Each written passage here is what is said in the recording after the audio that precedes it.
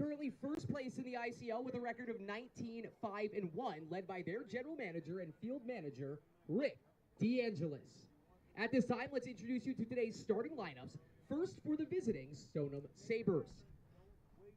Starting at center field, batting leadoff, number 31, Dylan Laveau. Batting second, the catcher, number 36, Dionis Quezada. Batting third, the shortstop, number 12, Nick Bartolini. Batting cleanup, starting in right field, number 24, Ryan Bodridge. Batting fifth, the first baseman, Levy De Silva. Batting sixth, the second baseman, number 15, Brian Beneke. Batting seventh, the designated hitter, Jerry Senna. Batting eighth, the third baseman, number 14, Matt Shea. Batting ninth, starting in left field, number 33, Danny Choate. And batting 10th, the extra hitter, number 11, Nick Mazzarella. On the mound for the Sabres, the right-hander, number 22, Jack Ramo.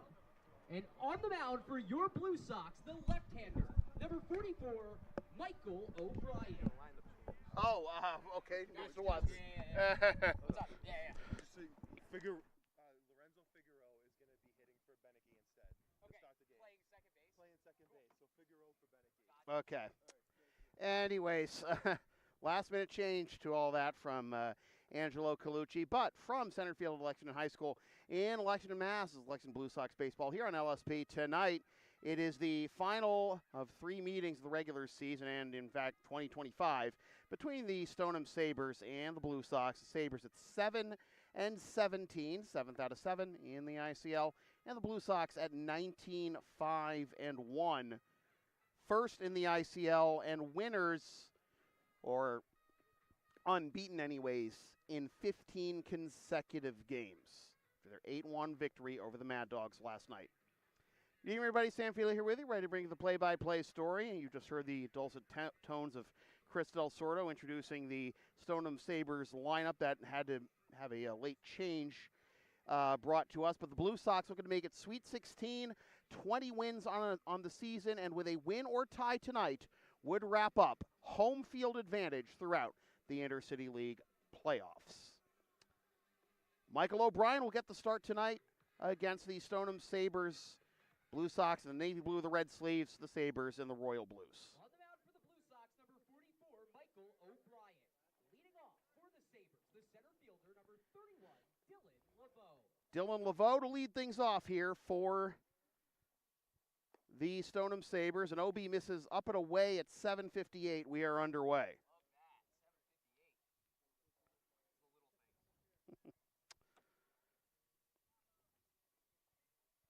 Laveau, the Sabres center fielder, and a hitter's count to start the ball game. 2-0.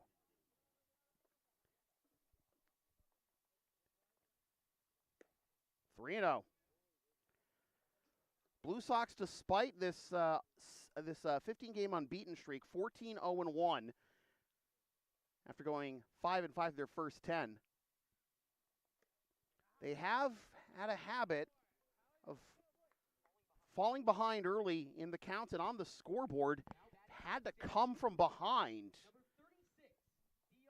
in the games against Andre and Mass Envelope and the Expos and the Bulldogs on Monday night. Obi finally gets his first strike of the game in, and that is to the catcher, Dionis Quezada. It is 0-1. Blue Sox 8-1 winners over the Mad Dogs over at Maplewood last night. That was another one where the Blue Sox actually had to come from behind. They fell behind 1-0 to start that game. Drapes pitched a 4-hitter, and it was Derek Bauer. Could have been few others for the Mad. Who else would you assume would do the honors of driving in the 1 run for the Mad Dogs last night? It was a 4-hitter for Drapes.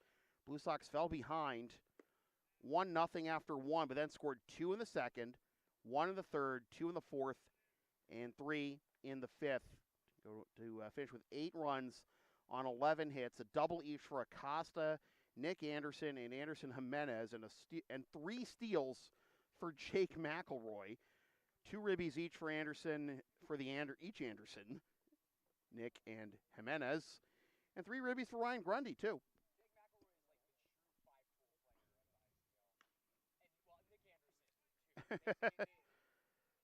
I mean, yeah, absolutely. And I think that the thing about Jake, though, is that we talked about all the, MVP candidates that the Blue Sox have been facing as of late, including Brett Stone of the Bulldogs on Monday night. Plenty of offensive firepower for the Mad Dogs as well.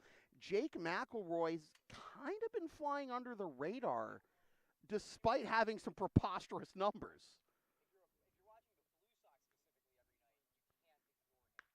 You cannot. And Dionis Quezada, firm contact there on the 3-2 pitch to make it first and second. Nobody out to begin the ball game, and here's Nick Bartolini. Now batting the shortstop, number 12, Nick Bartolini. So a 4-pitch walk to begin the ball game to Laveau, and then Quezada singles on a 3-2 after being down 0-2. And here is Bartolini.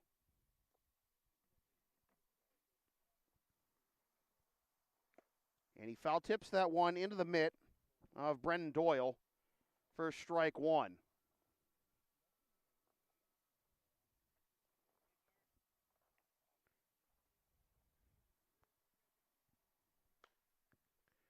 Popped up foul the other way, and another batter behind 0-2, but we know what happened last time. Love the three-headed monster that we currently have at catcher with Doyle and Luke and obviously Max Dustin. Yep. Is Bobby D'Agostino, is he somewhere else right now? He is listed as inactive on the roster. Do you happen to know, Bruce? Or not here. That much we know. Four serviceable catchers that can all hold the bat down at the end of the order. Mm-hmm. Really good chemistry with the pitching staff. You don't see that very often. The riches are in the depth for them. And depth has not always been the Blue Sox strength. When they've been really good, they have had depth, but sometimes, the depth hasn't been there, and it's been a surprise when it hasn't been. The depth is there this year, absolutely, and Chris and I were talking before the games. That bounces away from Doyle, and now it's second and third in a 2-2 count. And Chris and I were talking before the game about how the Blue Sox have been able to get guys in, regular playing time, good rotation of all the players. And, obviously you see guys like Eric Ramirez and Nick Anderson have all these absurd numbers, and Atiles catches the line out for out number 1. Nearly got Laveau at third, but it'll be second, third, 1 down now on the L6. Now batting for the Sabers, the right fielder, number 12, Ryan Beaudridge. Here's Beaudridge.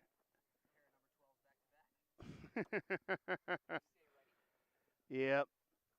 They're not immune.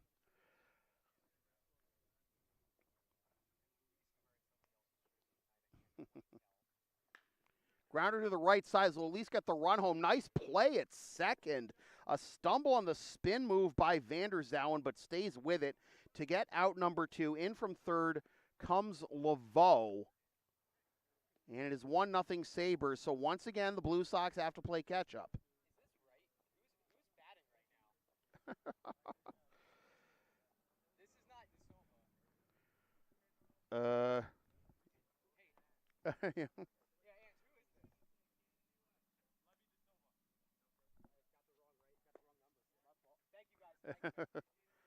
You were wrong again, Ernie. The first baseman, number 14, Levy DeSilva. Anyways, so nice play by Vander Zouwen. Brings home the first run of the ball game. And now DeSilva is behind 0-2 after fouling that one off.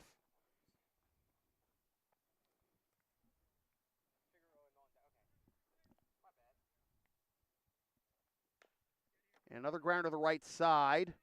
Weird hop to the pitcher covering. He's safe. Brutal hop there in between Vander Zouwen and Ward. And it bounced so high that no matter who got to that ball, no chance in the end. Cazada scores 2-0 Sabres. Number 29, Lorenzo Figueroa. Here's Lorenzo Figueroa.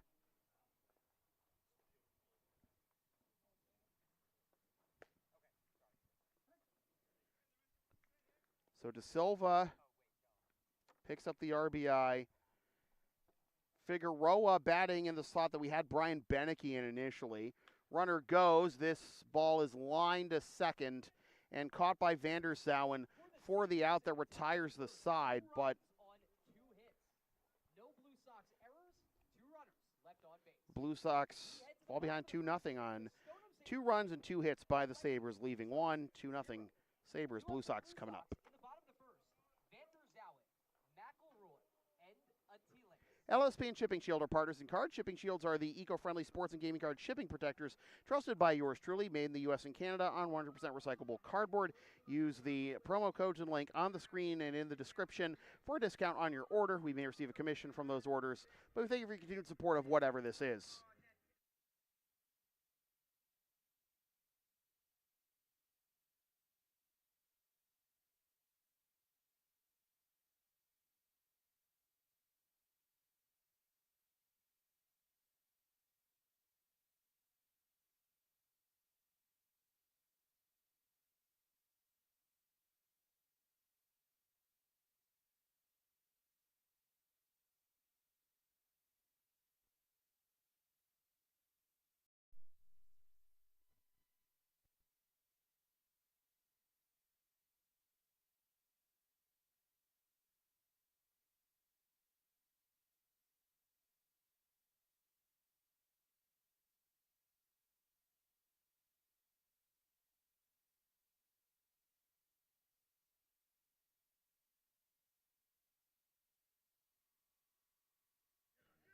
We go to the bottom of the first, and Jack Ramo getting the start on the bump for the Stoneham Sabres. The Blue Sox once again having to play catch up, and early here, 2-0 after just half an inning. An inning that could have been much, much worse, but thanks to some fine defense by Luis Atiles and David Vanderzauwen, who's now going to lead things off here in the bottom of the first. And we're able to stop the bleeding a little bit. So Vanderzauwen, who's some tough luck in recent games, some nicely hit balls, but very little to show for it in the box score. Did go 1 for 4 last night, but not the numbers we are accustomed to seeing from Mrs. Vanderzauwen's baby boy. That'll help. Perfect timing.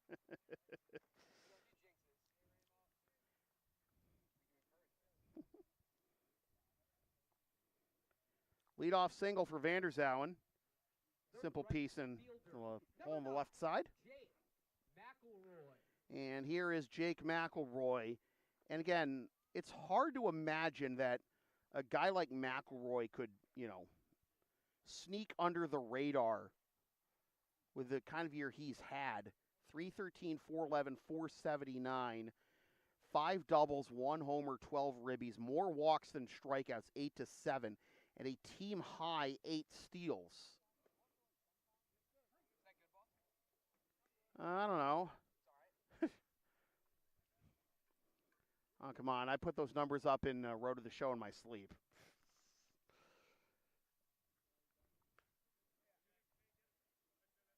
Apples and oranges. 1-2 is the count to McElroy.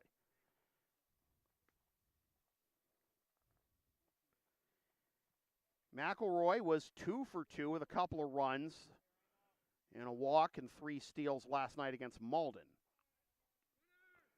Runner goes. The pitch is lined into right field, and that will get down for a base hit. Vanderzauwen is on his way to third. Runners at the corners.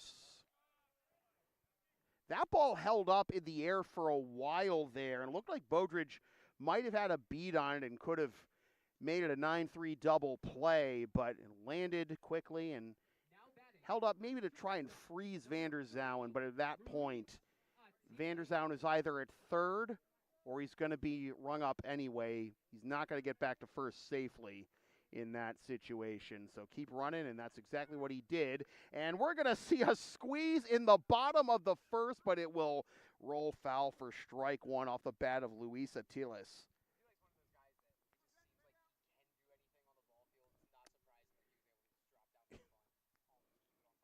I mean, just generally speaking, why would you expect a squeeze in the bottom of the first when when you on defense are up 2-0? So 0-1 is the count. Breaking ball outside and uncontested into second base goes McElroy. Yep, 9th of the year. 1-1 with 2 runners in scoring position for Luis.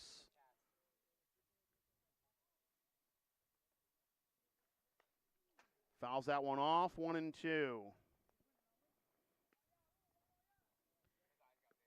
Atiles has the kind of numbers you might expect McElroy to have, at least in terms of the rate stats. 378, 500, 541, 1041 OPS. 2-2. 3 doubles, 1 homer, 10 ribbies, and again, more walks and strikeouts, 10-7. 3 for his last 7 this week. 3 for his last 6, actually, this week. Watches that one go down and away. Full count. 2 for 2 against the Bulldogs on Monday. 1 for 4 against the Mad Dogs yesterday.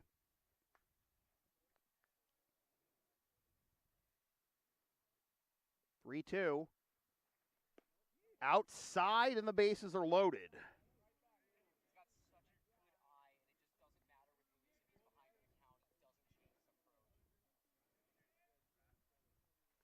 The center fielder, number 33, Nick Anderson. Kind of guy that, sure, Teddy Juba would appreciate if he wasn't on the other team, right? Anyways, so Nick Anderson with the bases loaded in front of him and nobody out here in the bottom of the first. I don't know.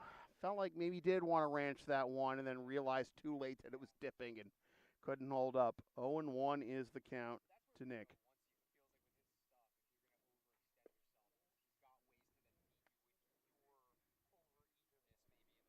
Exactly. 1-1 is the count to Nick Anderson. Inside corner. 1-2 now is the count from Ramo to Anderson.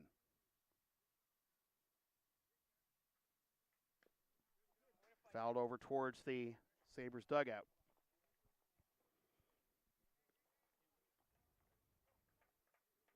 Ramo making his 9th appearance of the season, 2-1 with a 3.80 ERA. And swings and misses at the changeup away, 1 down. Huge strikeout there. Third baseman, number 47, Ryan Grundy. And now 1 pitch could get Ramo out of this.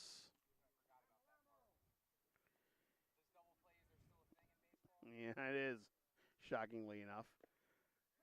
Grundy, that hit him. And that'll bring home the first Blue Sox run. Now batting for the Blue Sox, the left fielder, number 14, Pat Casserly. Kind of an anticlimactic way to get the first run of the ball game across for the Blue Sox, but take them however you can get them, right? Yep. Grundy wears it, picks up a ribby in the process. Base is still loaded here for Casserly. Slow roller to first. This will get the second out of the inning, but it'll also tie the game. In from third comes McElroy, and we are back to where we started. Now batting for the Blue Sox, first baseman, number 19, Luke Ward. So second and third with 2 down for Luke Ward. Mm-hmm. Ooh, that looked like a good one to crush, but took it. 0-1 is the count to Ward.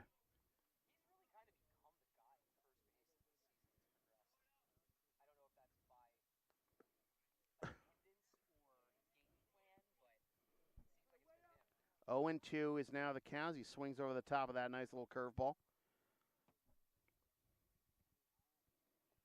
Ward, 270 batting average. Rounds that one foul out of the reach of Mark Leary. With the old scoreboard, we'd flash an E up there. Don't have that option here.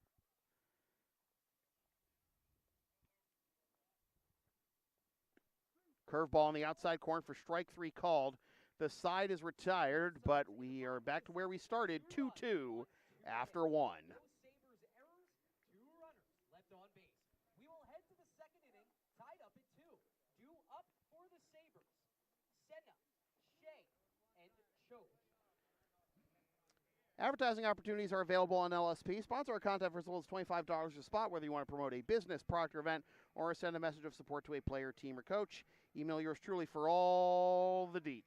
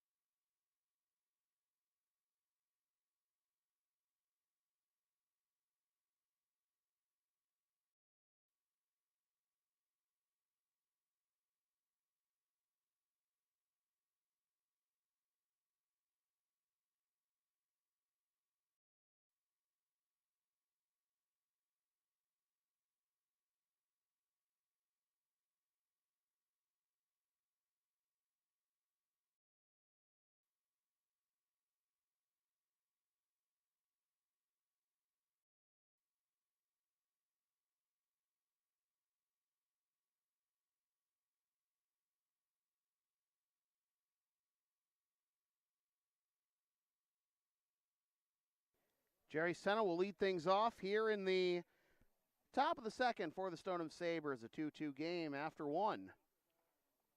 Michael O'Brien back out there for his second inning of work and gets strike 1 in there.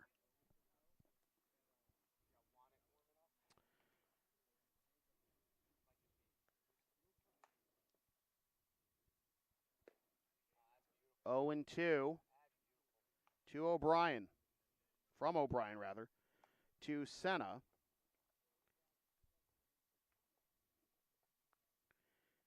Senna playing just his second game of the year. His first one was last night against ADSL, in which he went 0 for 2 with a walk. Fouled off. Well, here's another batter that Obi's been able to get ahead of 0-2, but putting those batters away has been a challenge. Wasn't able to do so to Cazada. Can he do so against Senna leading off the inning? Senna, Shea, and Choate due up. Then when it gets on, Mazzarella. 2-2 as that one is out of the reach of Brendan Doyle.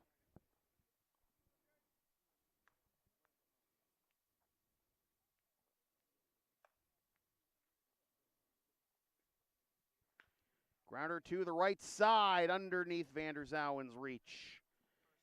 For base hit. Third of the ball game for the Sabers. Now batting for the Sabers, the third baseman, number 14, Matt Shea. And the first of the year for Jerry Senna. Matt Shea takes a strike. Senna played in 12 games last year for the Sabres and had 3 hits in 18 at-bats. 0-1 after the nice frame job by Doyle on the last one. Now 1-1 as that one was too far outside. So Senna with the base hit leading off is saying, now here's Shea slashing 278, 483, 89. Grounds this one up the middle. And a wide turn at second by Senna, but gets back just in time. Anderson rifling that one back in quickly. But first and second to begin the second now. The left fielder, number 33, Danny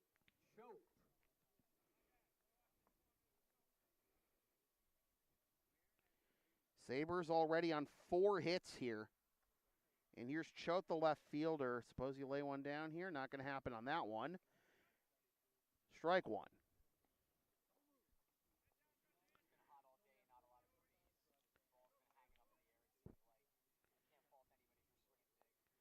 Choate 2 for 15 in 8 games so far this year, and is, oh, look here, he's behind 0-2. Now, can Obi put him away? That's the question. Talking to Rick DeAngelis before the game tonight, the plan tonight was Obi and Wannett. Fouled off the other way.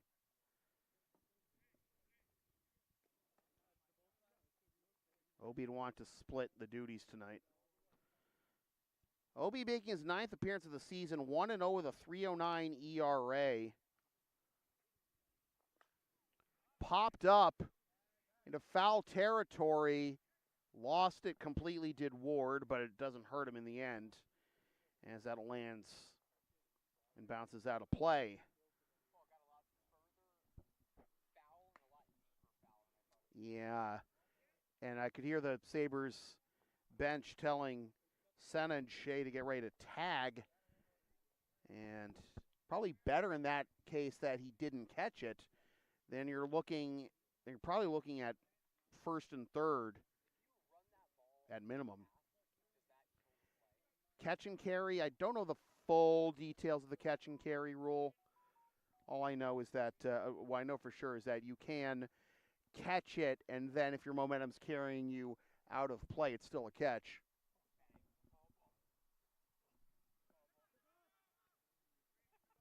Are you kidding me? Wow. That was some team defense there. Heard the entire infield basically shouting to Obi, step off. And they were able to get Senna dead duck at third. And a swing and a miss. Boy, span of 2 throws by Obi. It goes from first and second, nobody out, to runner on first, 2 out. Number 11, Nick Mazzarella. Choate down on strikes, and it's up to Mazzarella who takes strike 1. In 22 2/3 innings this year, OB has allowed 22 hits, 11 runs, 10 of which are earned, walked 10, struck out 19, hit 1 batter, and thrown 3 wild pitches. Last faced the Sabres on July 14th, went 4 innings, allowed 3 hits, 1 unearned run with 1 walk and 1 Ks, and he gets out of this inning unscathed. It's first and second, nobody out for the second consecutive inning for the Sabres, but not nearly the same result as the first inning. Buck and a half of the books, 2-2. In the bottom of the second, Acosta, Tucker, and Doyle.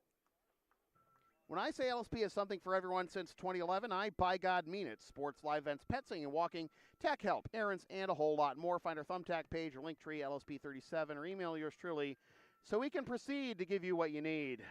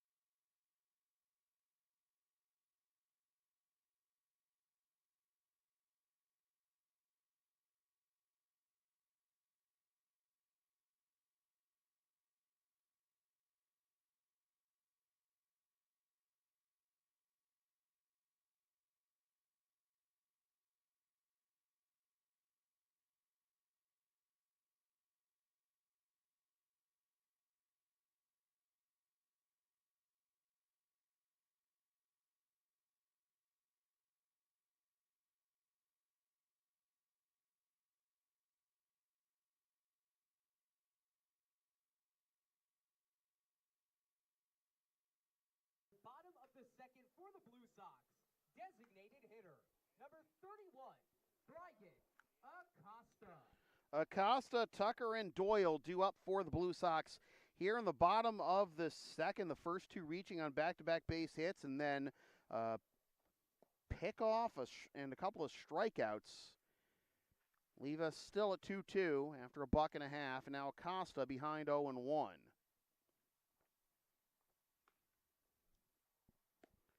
0-2 to the Blue Sox DH. Acosta, 4 for 19 in 14 games this year, was 1 for 1 with a double last night against Malden. Grounds this one to the left side. Nice play. Throw up the line, but an even better play at first by Levy De Silva. Team defense by Bartolini and De Silva to retire Acosta. That play could have gone wrong a couple of times. And a sigh of relief for the Sabres as Acosta's retired, 1 down. Here's Harrison Tucker, the extra hitter tonight. Swings and misses, 4 strike 1. Tuck playing just his 6th game this year. 0 for 3 with a strikeout, and that got him. Second hit batsman of the game for Ramo. Now batting for the Blue Sox, the catcher. Also, number 48, Doyle. That's the first time that Tucker has been aboard this year. Went 0 for 1 against the Mad Dogs last night. That was his first action since June 2nd against the Expos. Last year, Tuck was 0 for 1, but did draw 3 walks in 6 games. 0-2 is a count to Brendan Doyle. Grounds this one to the left side. Bartolini underhands to second for 1. On to first, and the throw goes out of play. So Doyle will get second base. Tucker is retired, 6-4. The go-ahead run in scoring position with 2 down. We'll see if the Blue Sox can make the Sabres pay for that one.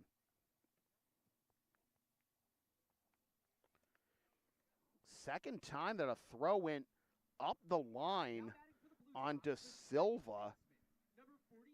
First one he was able to stretch out for and haul in. That one a bit too far out of his reach. So Doyle still looking for his first hit of the season, but is in scoring position with 2 down as line turns over for Vander Zowen. Led off the bottom of the first with a single. Came around to score Blue Sox first run on Grundy's hit by pitch. He's behind 0-1 now.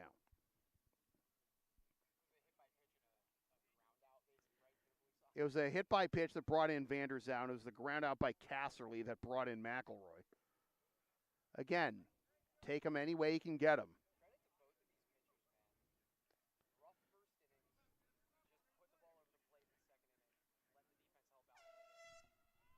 Oh, for God's sake. Could you imagine if a pitcher was actually in the middle of his delivery when that happened? Yeet! In the dirt. Good job by Cazada to track it. And Doyle stays at second.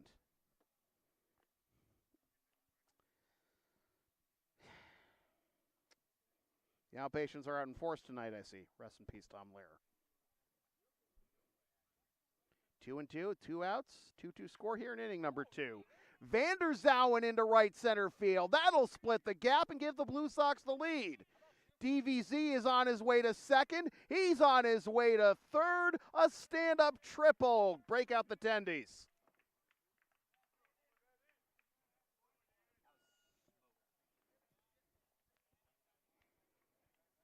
The right fielder, number 9, Jake McElroy. Well, the error.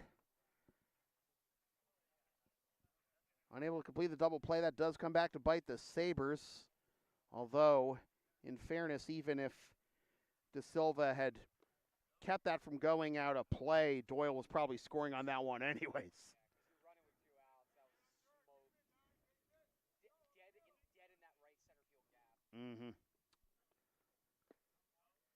gap. McElroy is now ahead in the count 2-0. A triple for Van der Zouwen brings home Doyle.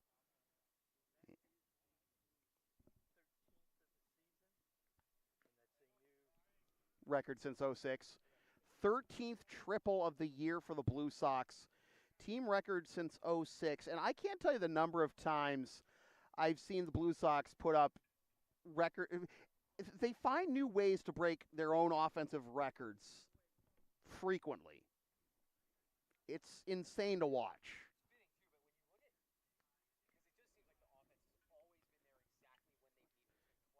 Yep.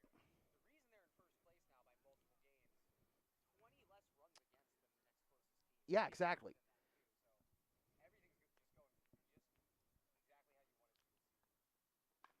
Ground to the left side. Nice diving stop at third. Fire on to first in time. Shea preventing that one from getting up the line. And the Blue Sox do take the lead 3-2 after 2. One runner left on base. We head to the top of the third inning. Lexington Blue Sox 3, Stoneham Sabers 2. Due up for the Sabers in the top of the third, the top of the order, Laveau, Quezada, and Bartolini. The LSP store is open. Get yourself a DVD or digital copy of most past LSP video broadcasts, or one of several different designs of stickers, shirts, or other merch, including some stuff with my dog, Tina the Long Arena, on it, and some words I've probably said on this here YouTube channel over the years. Email yours truly for game videos, or go to Creator Spring for merch.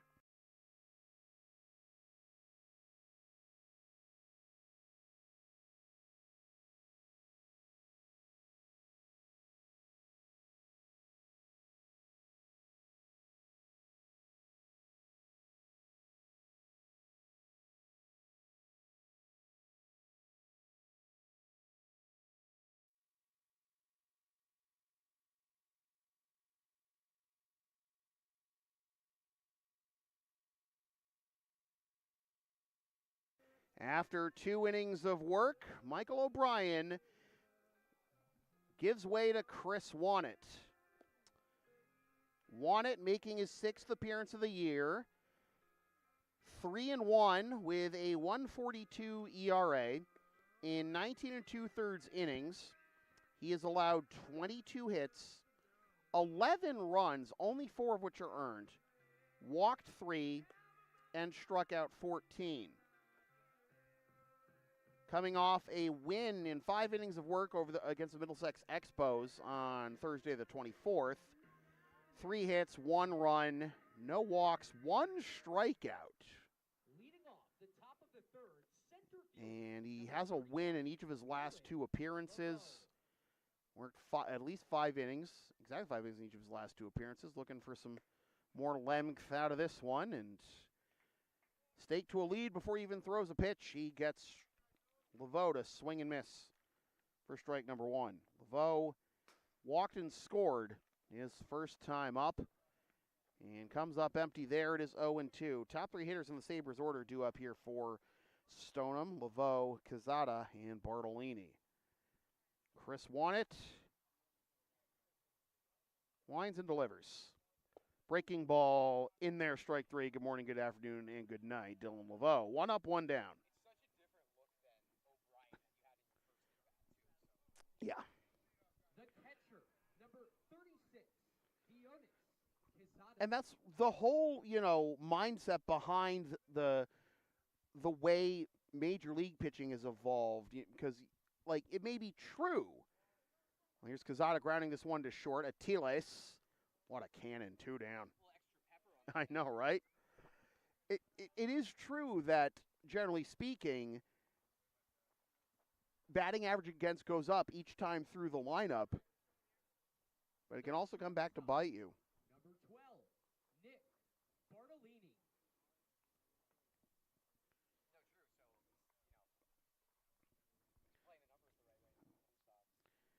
Two up, 2 down. Here's Bartolini. Strike 1. It was a nice clean cut, right? Getting through the first 10 batters in the first 2 innings. Swing and a miss. The velocity is just so different, too, on the fastball. Got to bob and weave through the opposing lineup. The breaking balls that float like a butterfly, the fastballs that sting like a bee. Rest in peace, Muhammad Ali.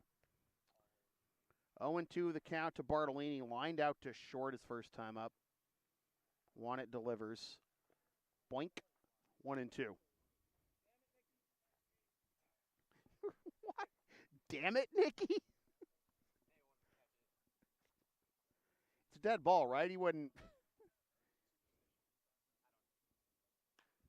Off the end of the bat into right field, and that will be tracked down by Jake McElroy for the out that retires the side. 1-2-3 go the Sabers in the top of the third.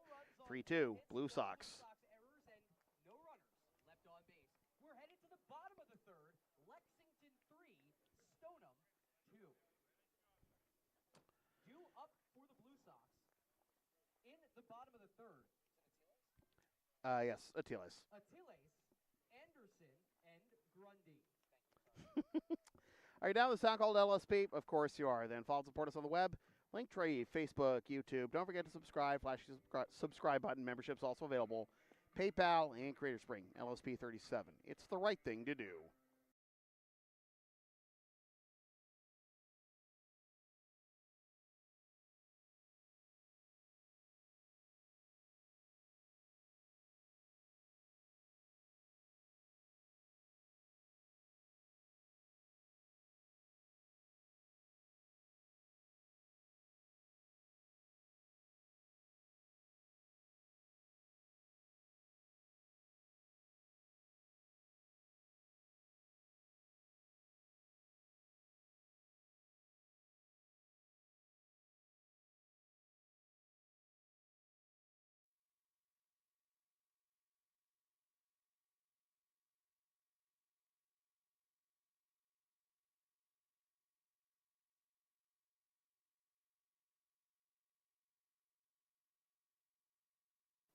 The shortstop, number 38, Luis Atiles. Atiles, Anderson, and Grundy do up here in the bottom of the third for the Blue Sox.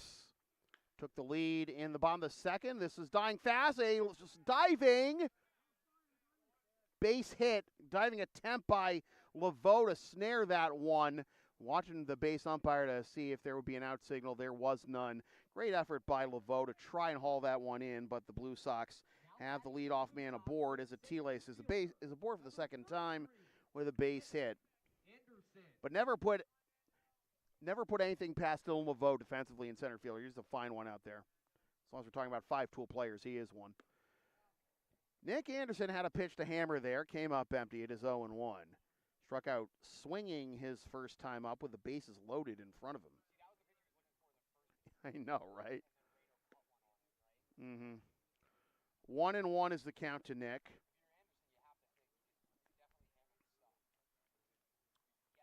Yeah. Oh. Atiles back safely. And this team really started to gel when around the time Atiles joined the Blue Sox for his first game with the team against Al Thomas. That wasn't the time when this 15-game unbeaten streak started, but it didn't start long after that. And guys like Atiles and Anderson Jimenez and Eric Ramirez, they all bring something different, but something positive and something very necessary to team success. Broken bat the other way. Oh, my. Atiles pump fake on the hit and run. Anderson with the base hit and some firewood to show for it. First and second, nobody out. Atiles stutter step a couple steps off of first, and that got the shortstop Bartolini to bite towards second and open up that space on the left side. Fouled off into the screen for strike one to Ryan Grundy, who was hit by a pitch his first time up, and that drove in the first run of the ball game for the Blue Sox. Sabres got out to a 2-0 lead in the top of the first, with 3 in a row by the Blue Sox offense. Breaking ball just misses high for ball one, evens the count. Blue Sox already on 5 hits in this game, including a triple by David Vander Zowen that gave the Blue Sox the lead last inning. And now it's 2-1 to Grundy. Atiles at second, Anderson at first, good speed on the bases if Grundy can find a hole. I mean, slow it down a little bit, though.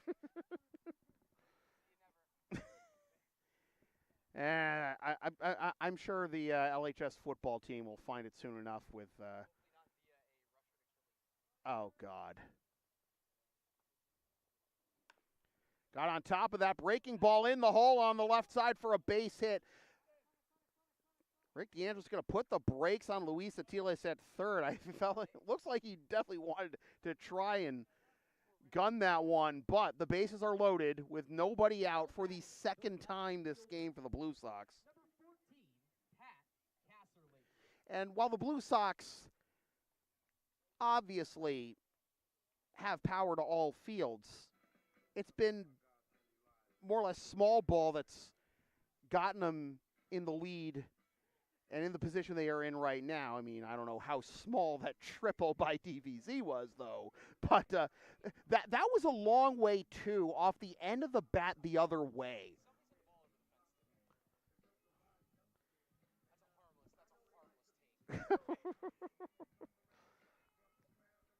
Why would you say something so controversial yet so brave? Whack.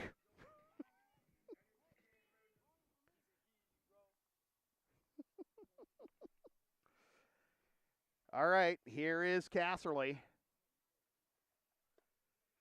0-1. Corner infielders in here with the bases loaded, nobody out for the Blue Sox. Looking to bust open here. Grounder up the middle. That is through for the base hit. The umpire kind of shielded the ball from Bartolini, and 2 runs will score.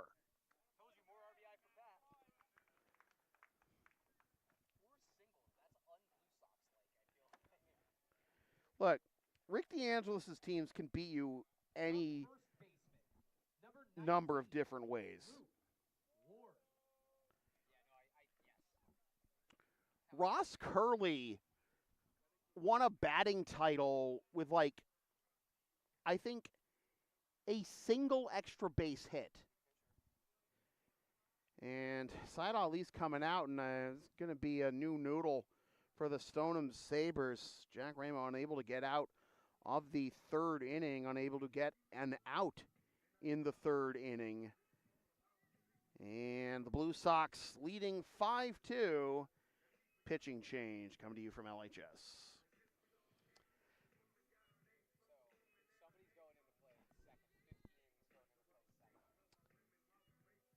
LSP and Shipping Shield are partners in cards. Shipping Shields are the eco-friendly sports and gaming card shipping protectors trusted by yours truly. Made in the U.S. and Canada on 100% recyclable cardboard. Use the codes and link on the screen or in the description for a discount on your order. We may receive a commission from those orders, but we thank you for your continued support of whatever this is.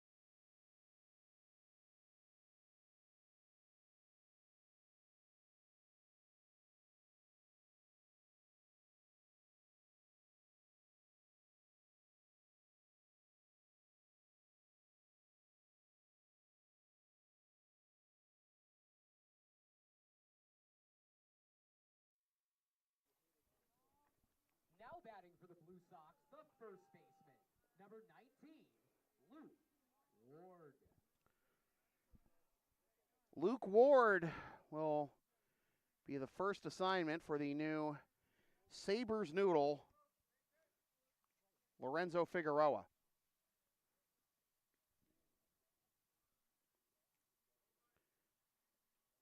And that is up and in for ball one. So Figueroa started this game at second base. He's now the pitcher.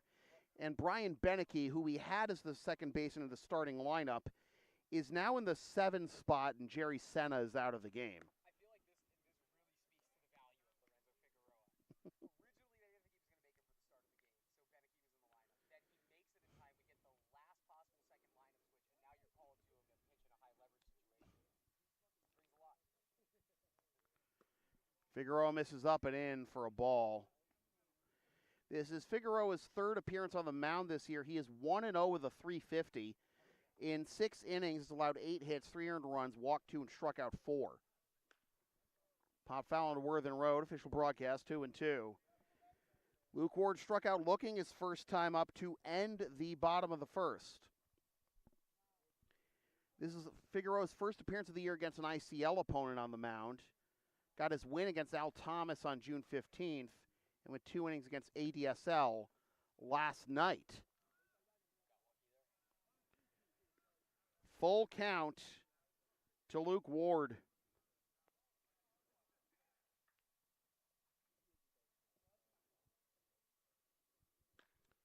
Fly ball into center field.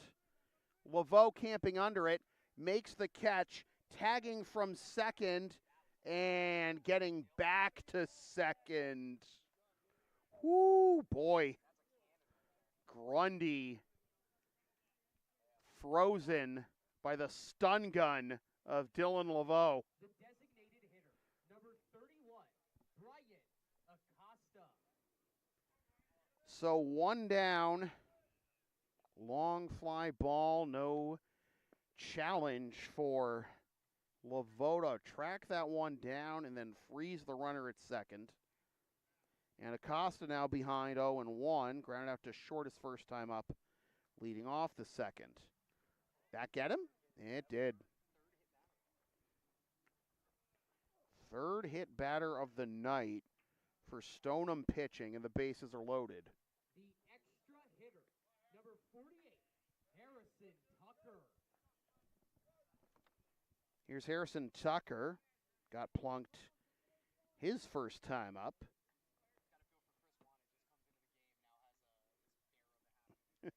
I mean, it's I guess it's a good problem, but it's still a problem.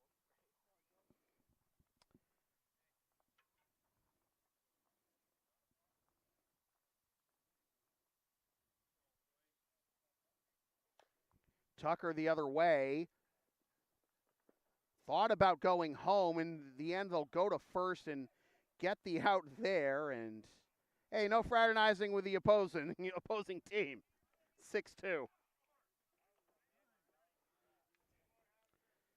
Come here and give Uncle Zoltar a hug.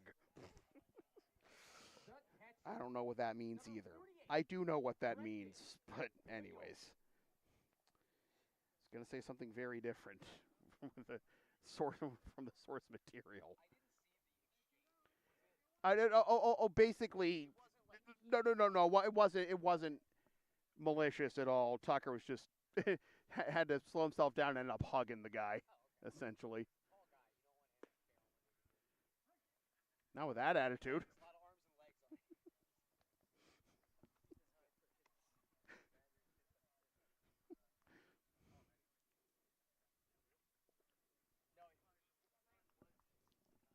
Oh.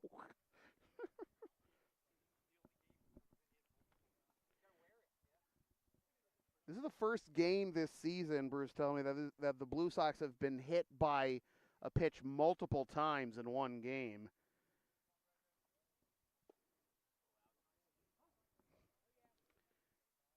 Doyle behind 1-2. Tucker does get the RBI that brings home Grundy, so it is 6-2. And a swing and a miss will leave 2 runners in scoring position, but the Blue Sox score 3 more runs on 4 hits, and leave 2. 3 in the books, 6-2, Blue Sox. Stoneham 2. Due up for the Sabers in the top of the 4th. Bodridge, De Silva, and Figueroa. Advertising opportunities are available on LSP. Sponsor our content for as little as $25 a spot, whether you want to promote a business, product, or event, or send a message of support to a player, team, or coach. Email yours truly for all the deets.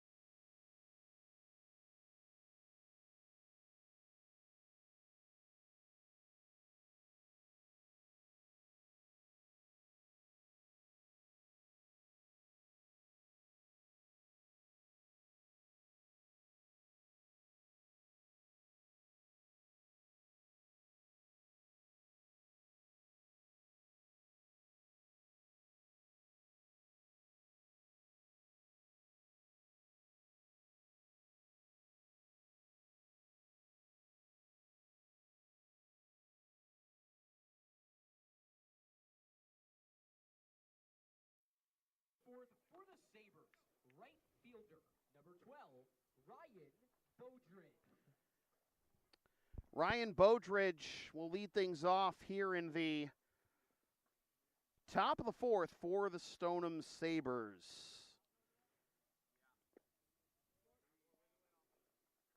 Katie Bowridge, thank you for subscribing. I'm sure Ryan appreciates it. Katie, give us something awesome that we can say about Ryan. I mean, I don't know if I don't know if Ryan appreciates it as much as I do. It's not his channel. Anyways, 2-0 is the count. 2-1. Bodridge grounded out to second his first time up. Was good enough to bring home the first run of the ball game, though. Bodridge, De Silva. Good charge, Luis. Luis Atiles. A good charge, the off-balance throw, but Ward finishes it off for out number 1. The first baseman, number 14, Levy Da Silva. So tough luck there for Ryan. He's 0 for 2. Now here is Levy Da Silva.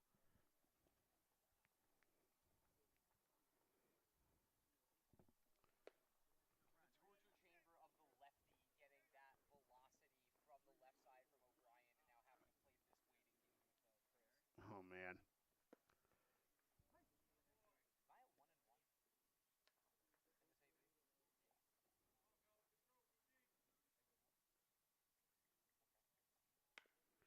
Doesn't matter now. Ground to the left side. Atiles. Oh, I thought it was going to snap under him, but finishes that one off, too. 2 down. So here's Lorenzo. Now batting, the pitcher, number 29, Lorenzo Figueroa.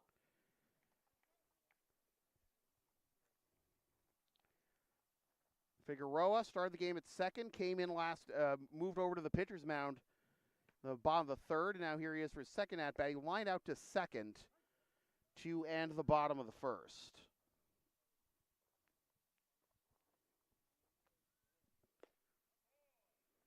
Oh, and 2.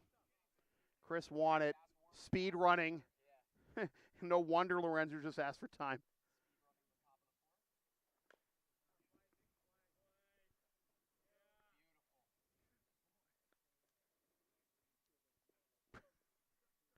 I mean, if I'm Syed Ali in that position, I'm taking my time getting that ball back over to the dugout just to buy Lorenzo a moment to breathe.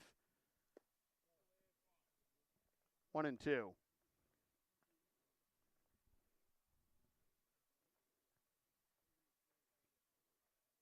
Matt Karras would have loved playing with Chris Wannett. 2 peas in a pod. Talking between innings about, Chris noticing how fast, not only how fast Wannett works, but how fast, he warms. Cover the same cloth as Matty Karras. Here's a drive into left field, and that will be tracked down with one hand by Casserly for another 1-2-3 inning for Chris Wannett. Cover the same cloth as guys like Mark Burley, too. 6-2, halfway home. We head to the bottom of the fourth inning. Lexington 6, Stoneham 2. Yeah, it's DVZ, by the way, leading on top three. Yeah. Forgot about Brendan. I was staring at Brendan's name like, what? Yeah, he struck out swing. How can you not forget the man who's due some tendies? When I say LSP has something for everyone since 2011, including tendies, I by God mean it. Sports, live events, pet sitting and walking, tech help, errands, and a whole lot more. Find our Thumbtack page or Linktree LSP37. Or email yours truly so we can proceed to give you what you need, including tendies.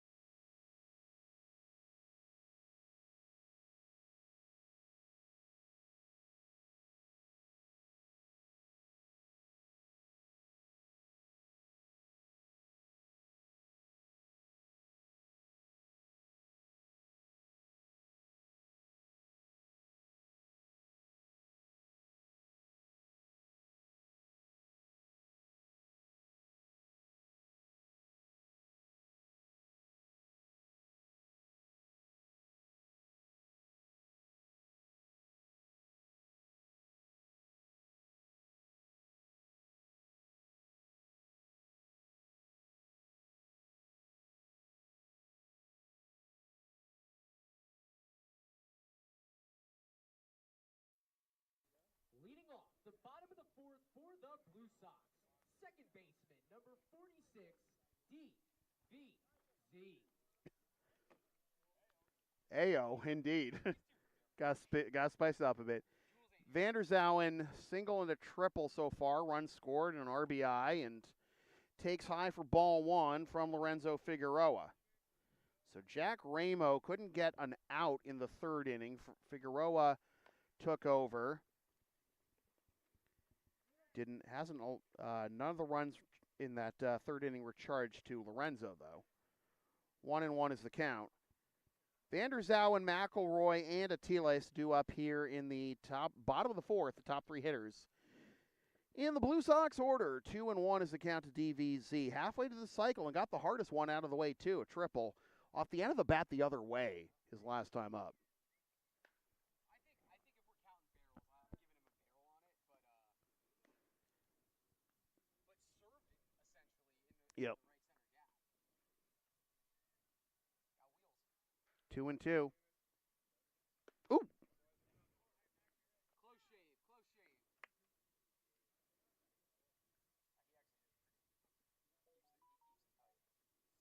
Full count. Hey, way to fight.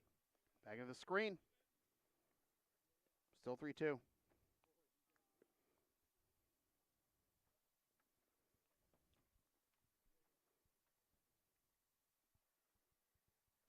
Ground to the left side. Underneath Bartolini's glove in a left. Nicked off the underside of his glove, too. Hit hard enough to be a base hit, certainly. Has to be, right? I mean, Bartolini, I think that's a play Bartolini could make reasonably. At least certainly not make it close. The Anyway. right fielder, number 9, Jake McElroy. Another time. Here's Jake. 1 for 2 with a single and a run scored. And the pickoff attempt rolls out of play, so Vander Zouwen will get second.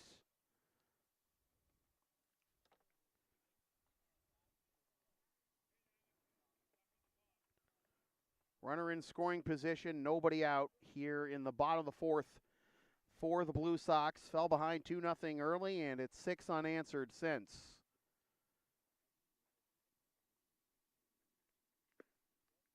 High for a ball, 1-0. A win or a tie tonight by the Blue Sox wraps up the first overall seed in the ICL playoffs.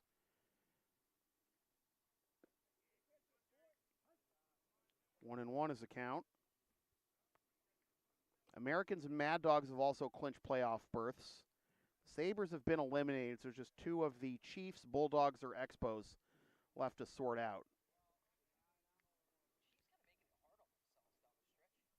Well, in fairness, the Chiefs' magic number for a playoff berth is now just 1 in terms of wins and losses. They just need one more win or one more Expos loss or a tie and an Expos tie.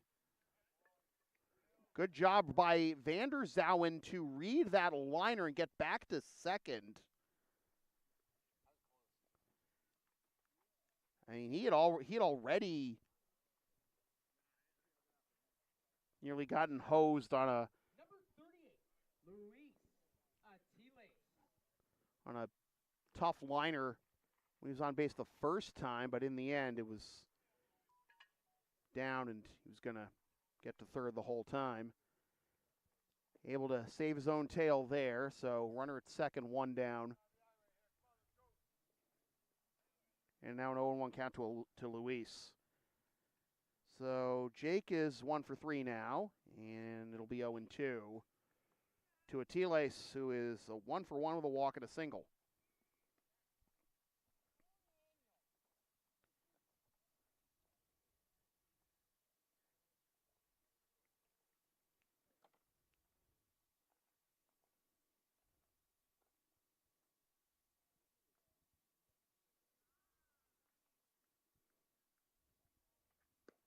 Up and away. 1-2. Bulldogs and Americans got underway at 7:30 at Morelli, and the Expos and the Chiefs. Well, there's your. You could have your 5 playoff teams tonight, depending on how everything shakes out. Into the gap in right center field with Vander Zouwen running. That is down for a base hit, and Vander Zouwen will score to 7-2.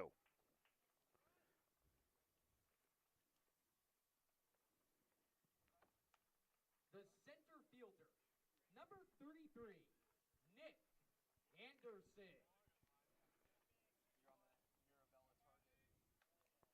Since day 1.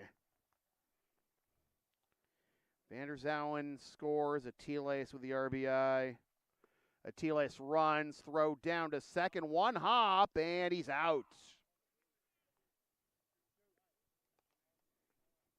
Good shoot by Quezada.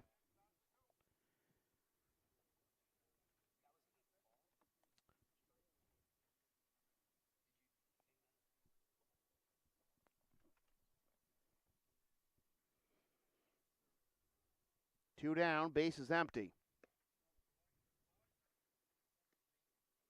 2-0, though, is the count to Nick Anderson. 1 for 2, a strikeout. Single, run scored. 2-1. Melrose is losing 3-1 in the bottom of the 7th. Thank you for the update, Jeff. So, pop this up again. Well, if Melrose loses that game, then the Blue Sox have the number 1 seed no matter what happens. Full count. Jeff, let us know when that one goes final. 3-2 with Grundy due up next if Anderson can keep the line moving. And he does with ball 4.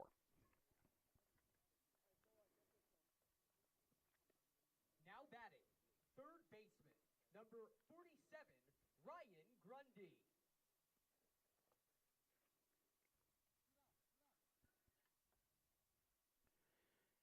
Grundy hit by a pitch to bring home the first Blue Sox run the first. Single run scored in the third. And takes just up and away for ball 1.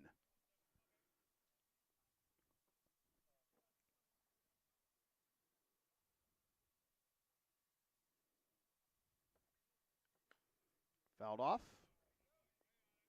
1-1.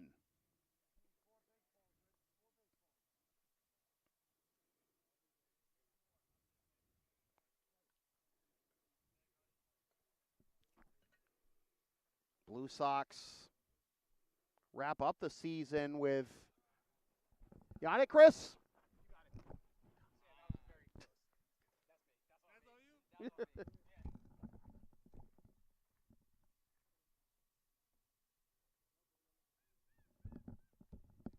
My life flashed before me eyes. It was really boring.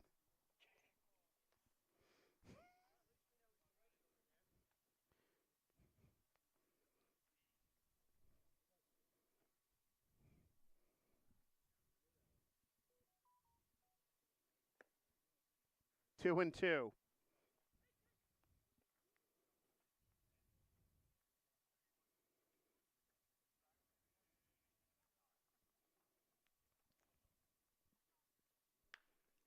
Grounded to the right side and through for a base hit. Anderson will hold at second.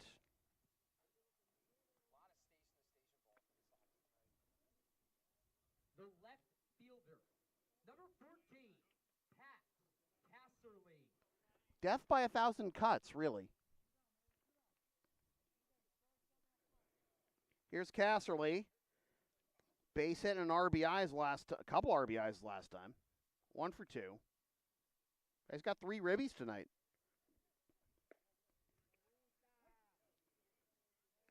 Oh, and 1 is the count. Blue Sox finish up the season with 2 games against Melrose next week. 1 at Morelli, and then the completion of the suspended game on Tuesday. And stepping on third for the Force for the final out of the inning is Matt Shea.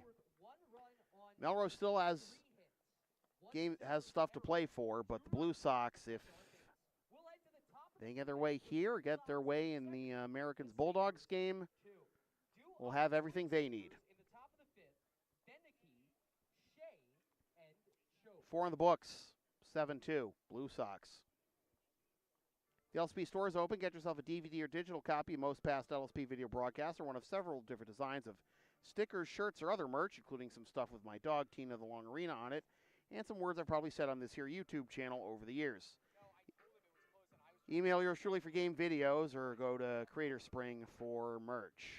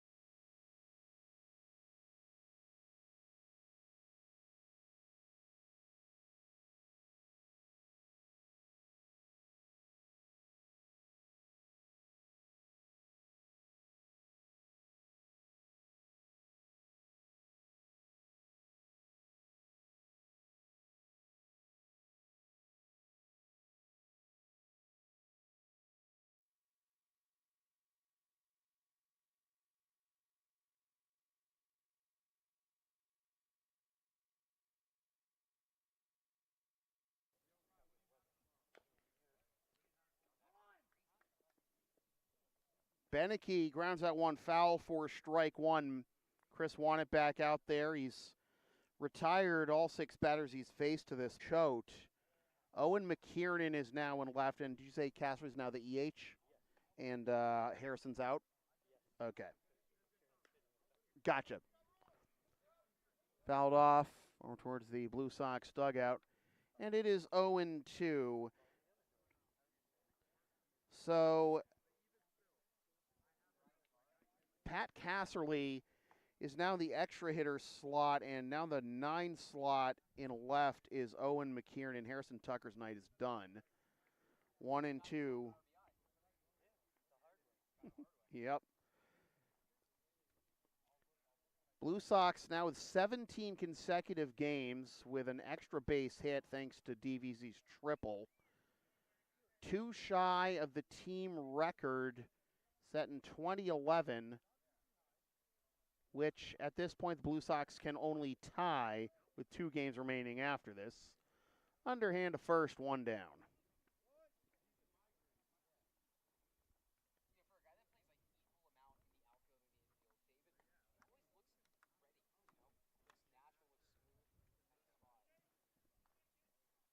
third baseman, number 14, Matt Shea.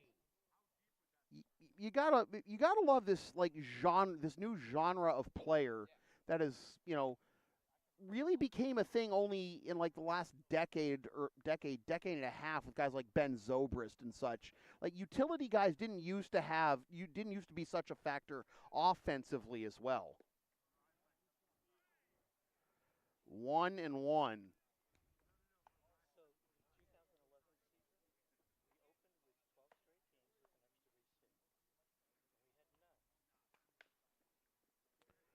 Grounder to third.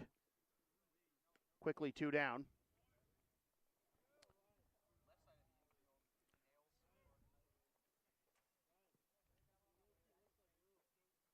Now batting for the Sabers, the left fielder, number 33, Danny Choate. Danny Choate will try and prolong this inning. Struck out swinging his first time up.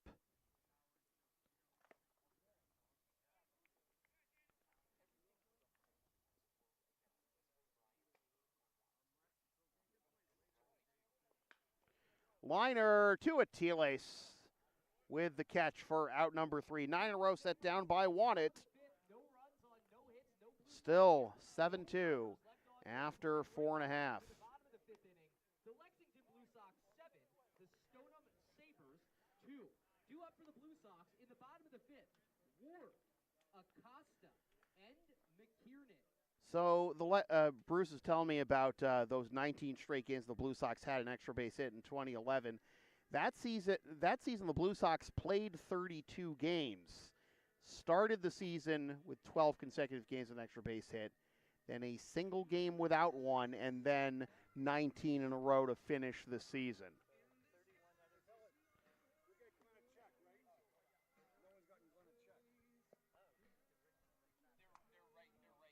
Oh.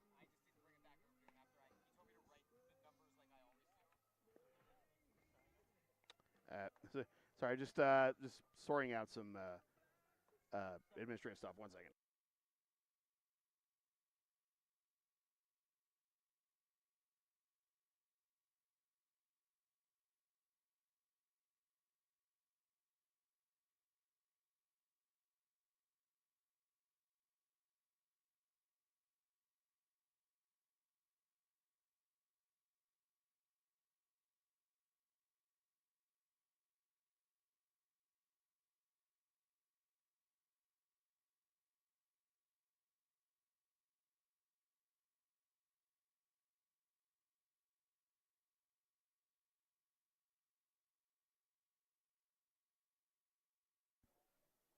Now pitching for the Sabers, the right-hander, number 12, Ryan Beaudridge.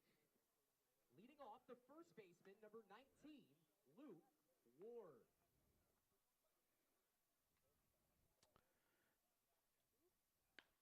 Oh, first pitch of the bottom of the 5th into the corner, all the way to the wall. Keep it moving. Safe.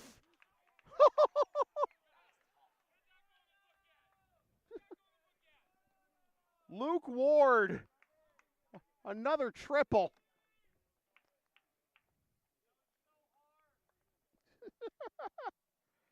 Attention to the ballpark. We have a pinch hitter.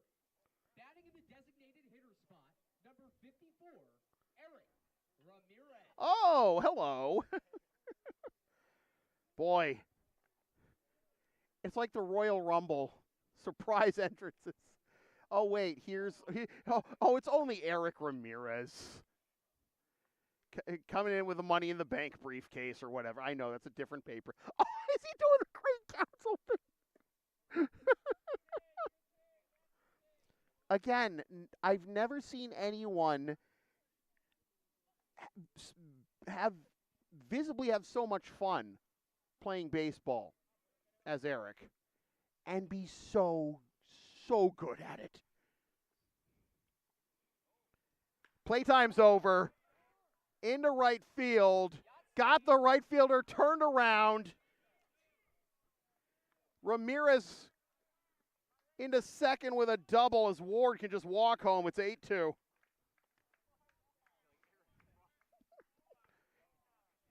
I can't tell who the right fielder is. He just got put in the game, but that's tough getting both. Like, yeah, you come into the game, the ball finds you, but like, oof. Especially they're both spinning. Mm-hmm. Now batting for the Blue Sox, the left fielder, number 28, Owen McKiernan. Well, How about a run every inning? yeah, go Sports. Bulldogs beat the Americans. The Blue Sox have first place.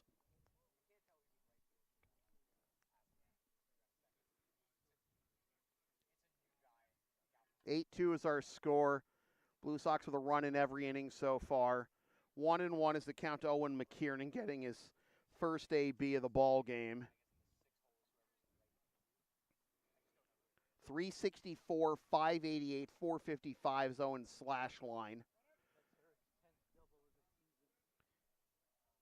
Eric picks up his 10th double of the year, and he just stole third and... Oh, he went on the... What is he doing? Come on, man. He always gets such a big lead.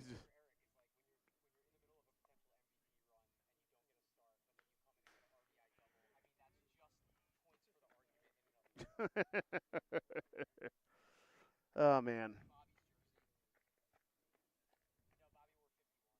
Yeah, 54. Yeah, I think, yeah.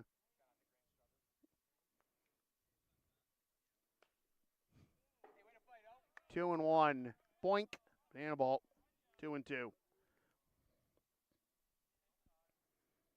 banana ball? Is that you hit something off the light towers of banana ball? I don't know, man. I don't watch that. I don't watch that stuff. I don't mind them. Yeah. I mean, I don't watch it first, but I don't have a problem with it. hey, Jonathan Looters is in the Katrina told me he's now in the firemen, I think. Firefighters? Yeah. I don't keep up with the roster. I'll say that much. The catcher, number 48, Brendan Doyle. He rides the unicycle. Apparently. Looters does.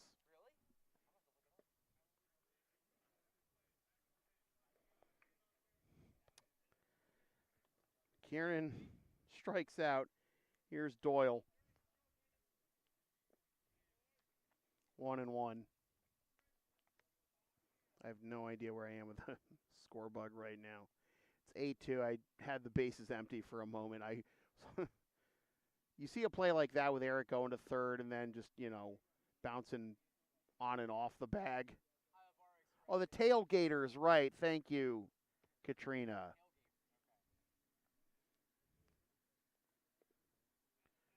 3-1. You see... Eric has a smile. I think he He wants to start some. fun. Yeah. I mean, in Banana Ball, there's certainly no Washington Generals. Hey,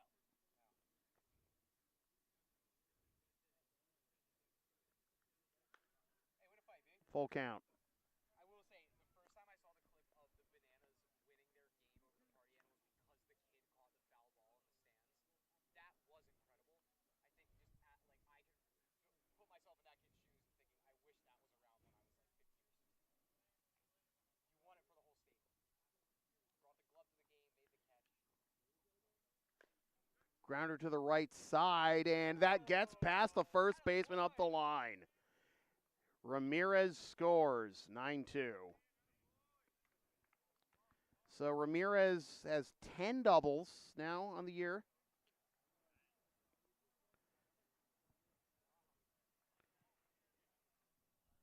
He's scored 19 runs, which is a team high.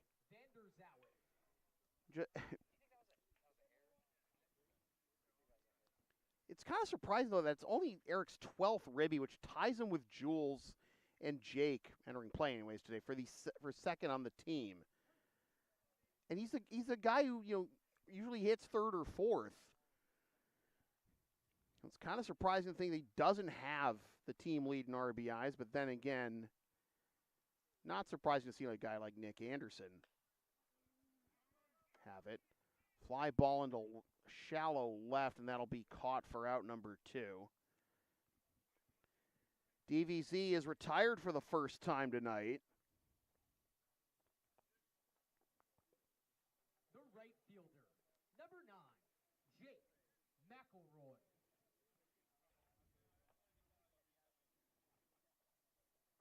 And here's McElroy, 1 for 3, runs scored.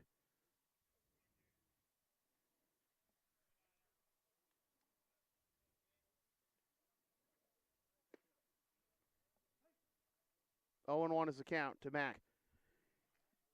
In the top of the 6th, the Sabres will have Mazzarella, Laveau, and Cazada due up.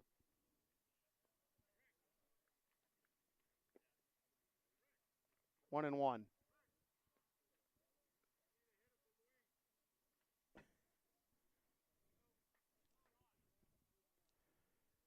Sammy Steed really telling Rick and company that we need someone to hit for Luis, apparently, because Luis's night is done. But we don't have anyone in the on-deck circle right now. I don't know. He'll have to do his own job. All right. Mm-hmm.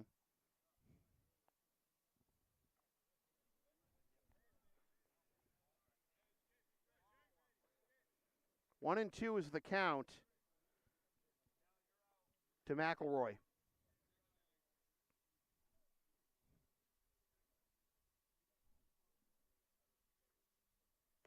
2 and 2.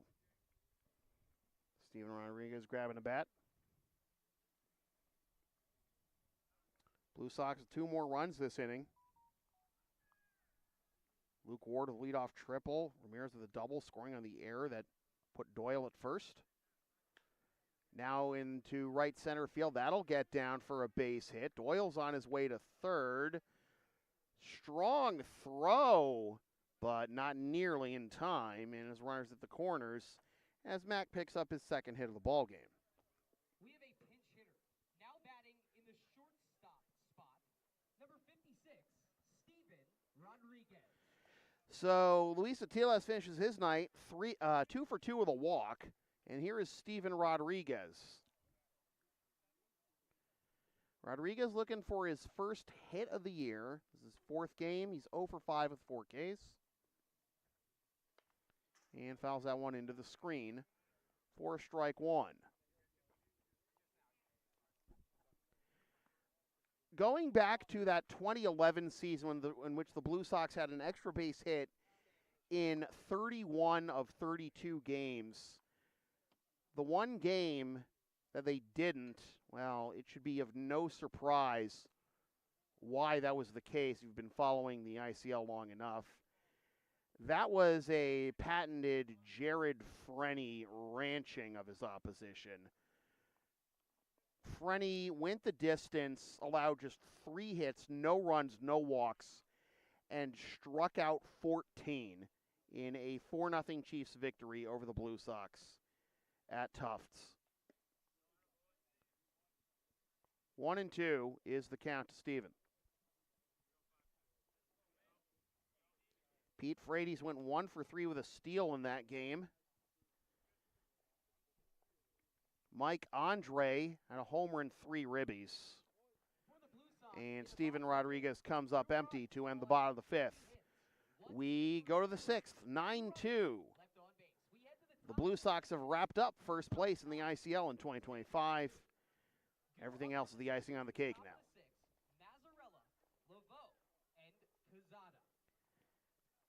Are you down with the sound called LSP? Of course you are. Then follow and support us on the web, Linktree, Facebook, YouTube. Don't forget to subscribe.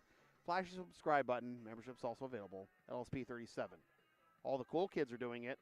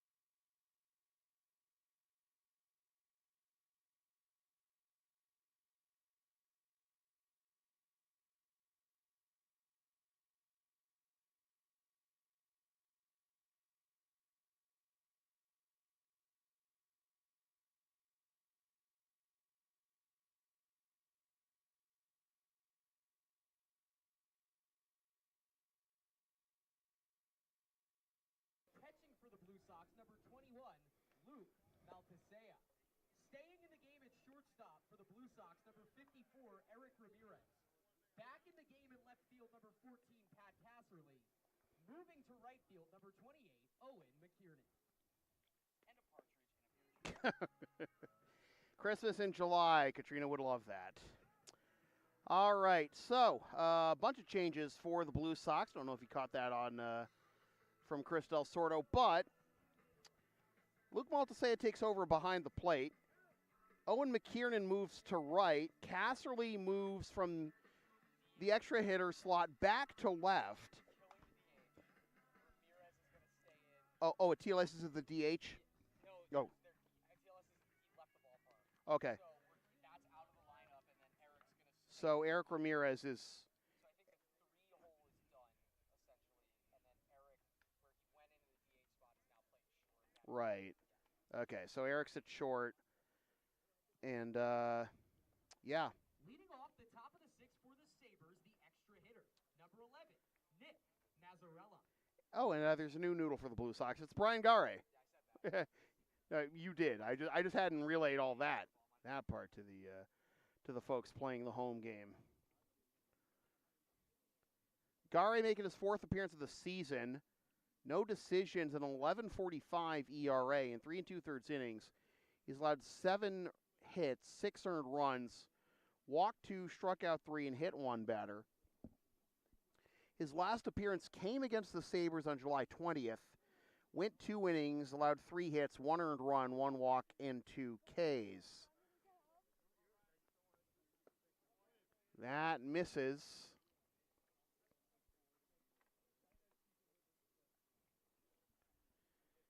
Nick Mazzarella, the extra hitter, leading things off after 3 innings from Chris Wannett. 2-1. Mazzarella, Laveau, and Quezada due up here in the top of the 6th for the Blue Sox, who by virtue of Melrose's loss to the Lexington Bulldogs have clinched first place in the Intercity League postseason. They'll have home field advantage throughout. Still a lot to be determined beyond that, though. Melrose still battling for maybe the home field advantage in the semis. Still have 2 playoff teams left to be determined. 2 of the Bulldogs, Chiefs, and Expos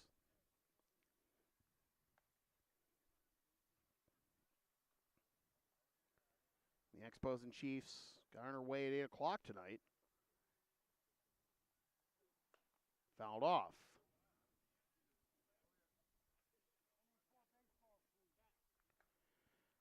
Bulldogs win puts them at 14-11, 28 points, which is a tie with the Chiefs.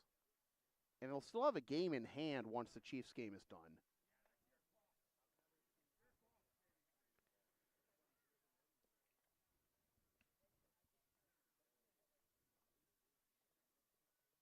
If the Chiefs win, though, if the Chiefs beat the Expos, then we'll have our 5 playoff teams. The Expos will be eliminated because both the Chiefs and Bulldogs will have 28 points, and the most that the Expos could get is 27. Full count from Gare to Mazzarella. Good battle here from Mazzarella.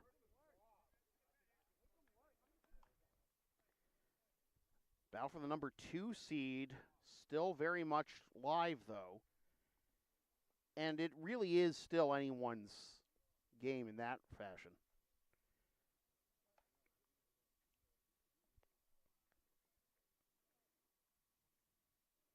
If the Chiefs win, they'll be even in the points department with Malden.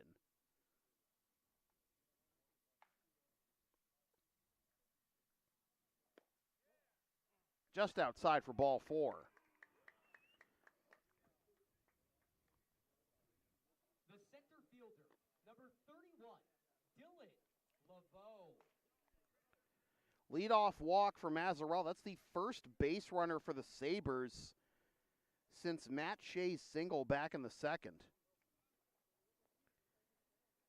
And a win by the Chiefs tonight, if they do pull that off, is important because swung on and missed by Laveau for strike one. The Chiefs own the tiebreaker over the Mad Dogs, despite losing to them 13-1 last time out. The Chiefs did win the season series outright very early, two games to one. 1-1.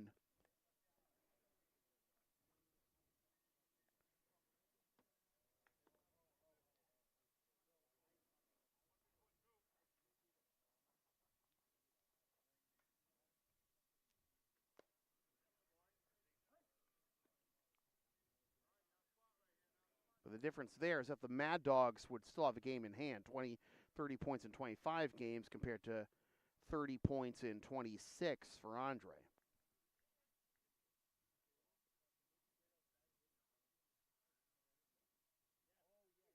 Swing and a miss. Out number one. Laveau down on strikes for the second time tonight. Now batting for the Sabres, the catcher, number 36, Dionis Quezada. Dionis Quezada, 1 for 2. Base hit in the first and scored the second of those 2 runs for the Sabres you see in the bottom right corner of your screen.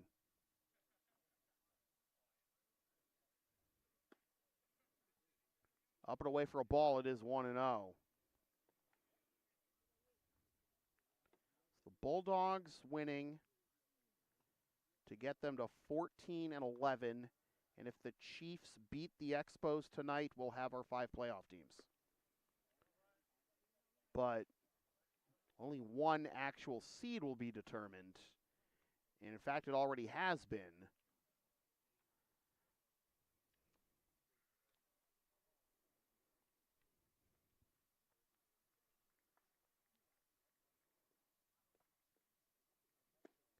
As the Blue Sox, by virtue of the Americans' loss to the Bulldogs, Blue Sox have the number 1 seed no matter what happens here tonight or in those 2 games against Melrose next week.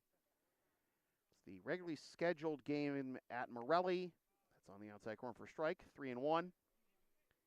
And that'll be the completion of the game that was suspended due to the rolling blackouts in early June here in Lexington.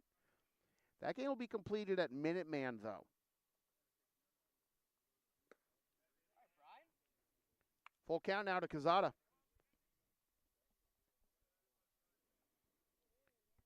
Bartolini's due up next.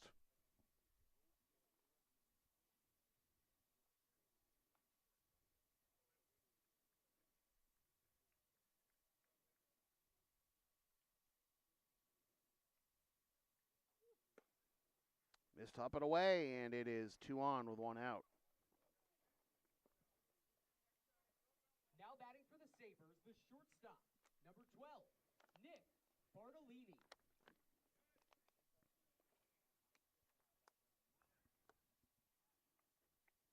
Quezada aboard for the second time. Here's Bartolini looking to get aboard for the first time.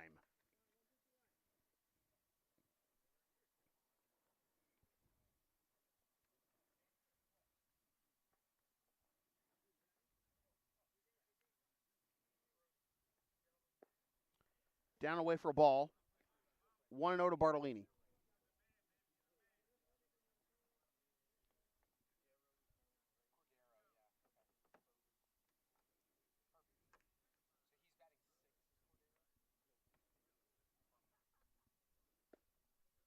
Attaboy,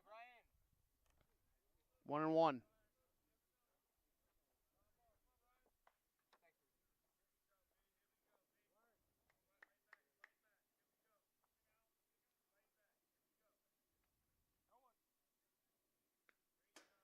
Straight back.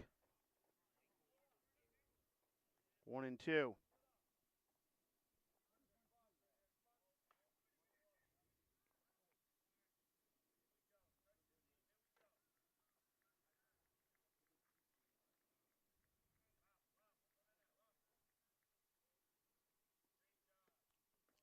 Curveball down and away, and that'll allow both runners to advance.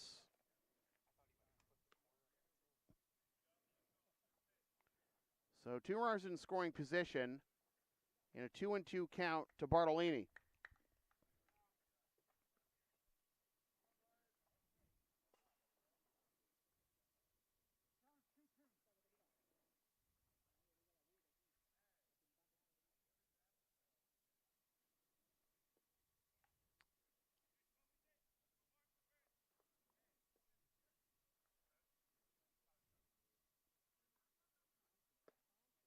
Up and in, full count. There's action in the Blue Sox bullpen, but Gare would like to get through this one without incident. Bodridge due up next. Fly ball into left. Anderson coming over, makes the catch. Throw will come to third, and scoring on the sac fly is Mazzarella, 9-3, 2 down.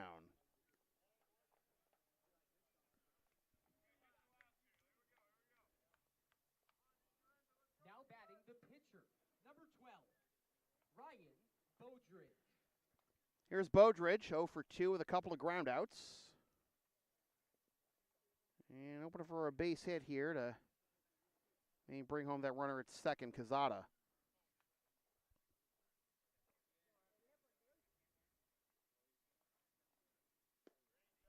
On the outer edge for strike one, 0-1.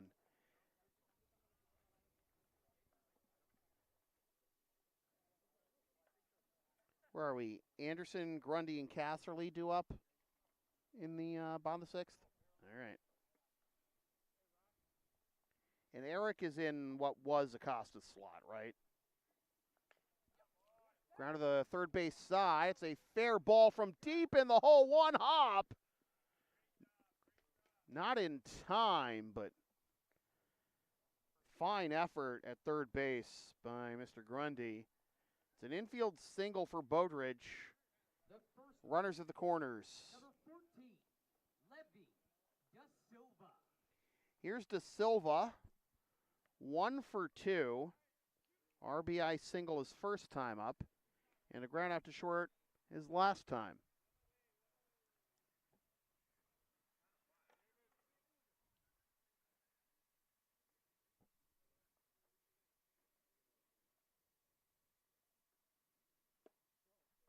Cuts a bit too far across, and it is 1-0.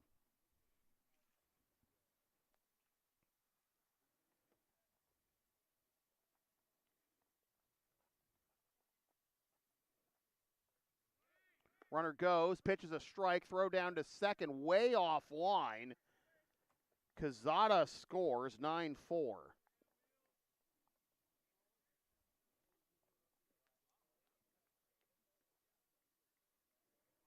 And Rick DeAngelis is going to come out and have a quick chat with the umpire. I think he thought that there was maybe batter interference here.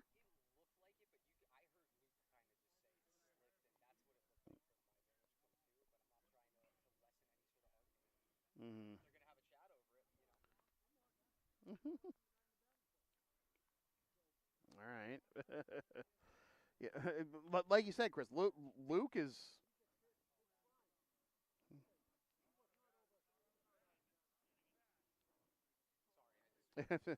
Yeah, Luke didn't. Luke is the least concerned about it. It seems like.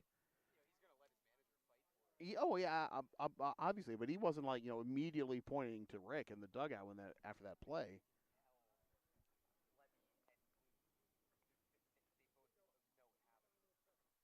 All right, so we'll everything. Yep, keep it going, and it's 1-1. Play stands 9-4. Runner in scoring position in front of Levy Da Silva. Gary with the arm dangling. Come set.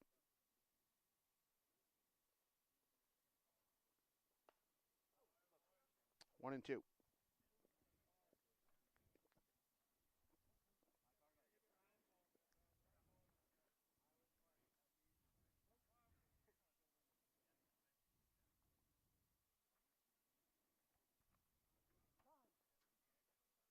time granted to De Silva before Gary throws the 1-2.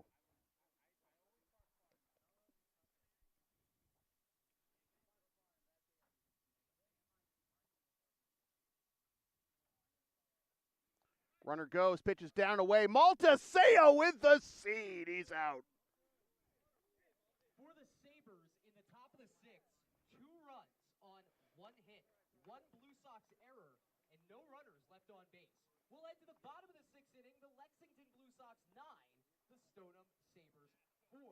Due up for Lexington in the bottom of the 6th, Anderson, Grundy, and Casserly. LSP and Shipping Shield are partners in cards. Shipping Shields are the eco-friendly sports and gaming card shipping protectors trusted by yours truly. Made in the U.S. and Canada on 100% recyclable cardboard. Use the link and codes on the screen and in the description. For a discount on your order, we may receive a commission from those orders, but we thank you for your continued support of whatever this is.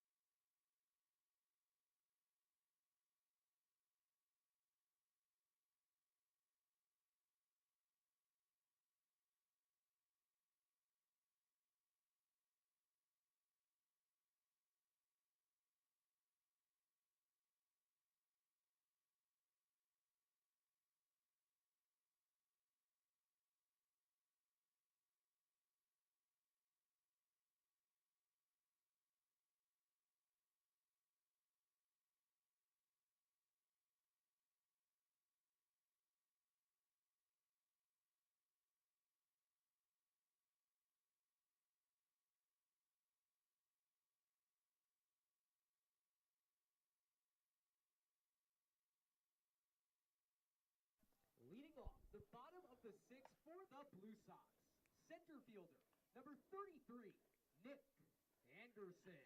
Nick Anderson to lead things off here in the bottom of the 6th for the Blue Sox. Up 9-4 on the Stoneham Sabers, and that is downstairs for a ball. It is 1-0. Anderson 1 for 2. Strikeout in the first. Single run scored in the third. And a walk in the fourth. Anderson, Grundy, and Casserly due up here in the bottom of the 6th, but there are rumblings of a Sal Mirabella sighting in the hole. Anderson strokes this one to deep center field. Back goes Laveau at the wall, and he's got it. No. And just as that ball hit, I just started to feel like a little bit of a breeze come in. So tough luck there for Nick, but 1 for 3, nothing to sneeze at, obviously. Here's Grundy, 2 for 2, hit by a pitch in the first. Single run scored in the third, and a single in the fourth.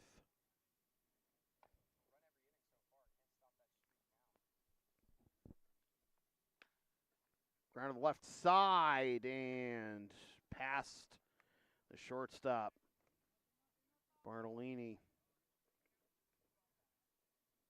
Base hit. The left fielder, number 14, Pat Casserly. Grundy's 3 for 3. He's been on base all 4 times. Here's Cass.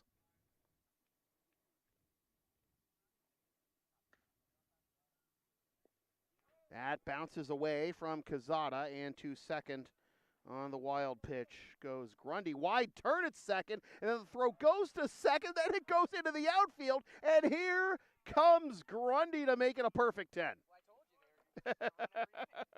Speaking into existence, just maybe not the way you'd expect. 10-4, good buddy.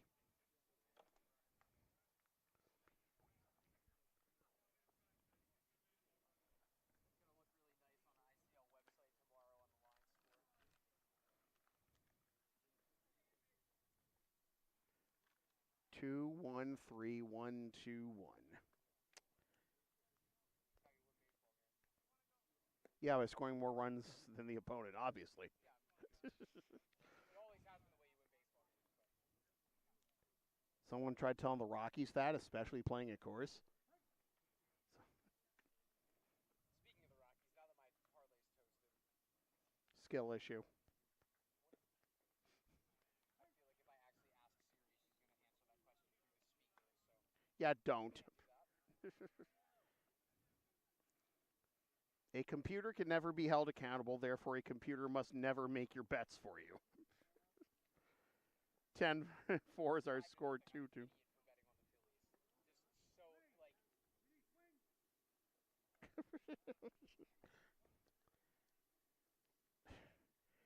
so like You know they say you win $1 every time you don't play the lottery. At any rate.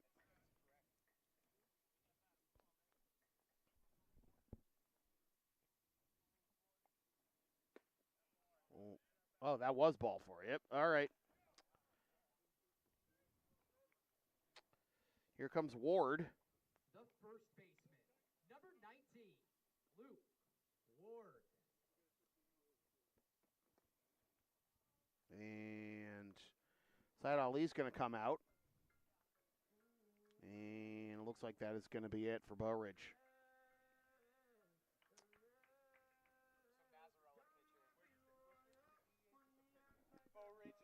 Yep. Oh, just switch. Copy that. Yep. So, Nick, right? yep. Thank So Mazzarella is going to be the pitcher now. Easy swap. A lot of that. It smells like rubber cement. Oy. What? Why, though? He's trying to go yachts. Anyways, Nick Mazzarella taking the mound.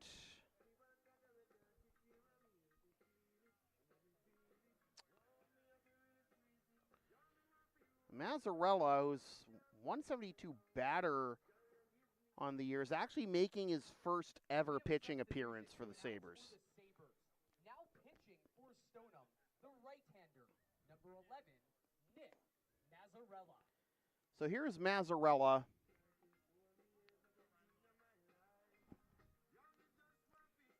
Again, this is his first pitching appearance ever with the Stoneham Sabers.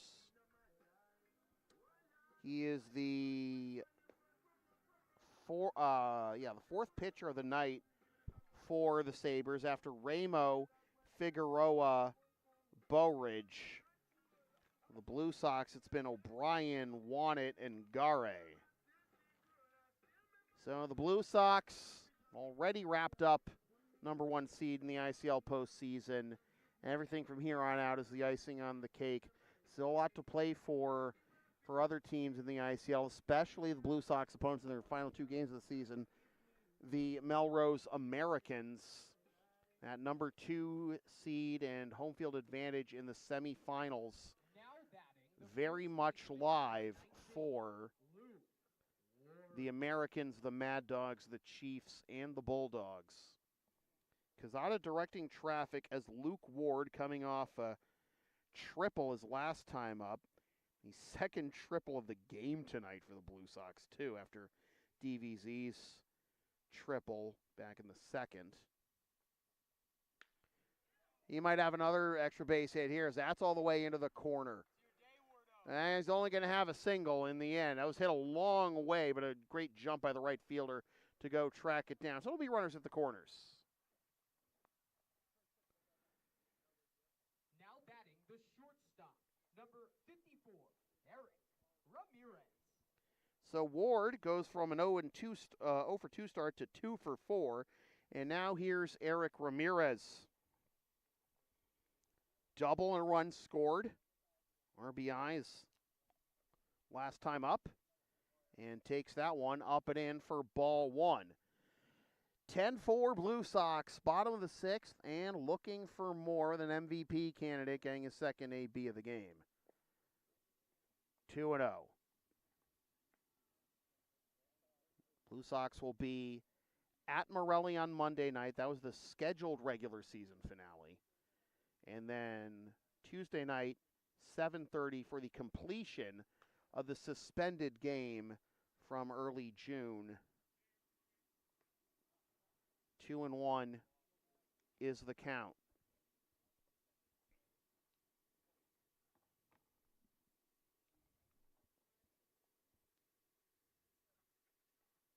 Swing and a miss. 2-2. Ramirez at the plate, it kind of looks like he has the approach of a guy who's like an all or nothing kind of guy, but he can spray it. He can work the count. He can make your life a nightmare as a pitcher. And that one is going to roll to the backstop to our left, and that is going to allow Grundy to score and make it 11-4 and fill the count.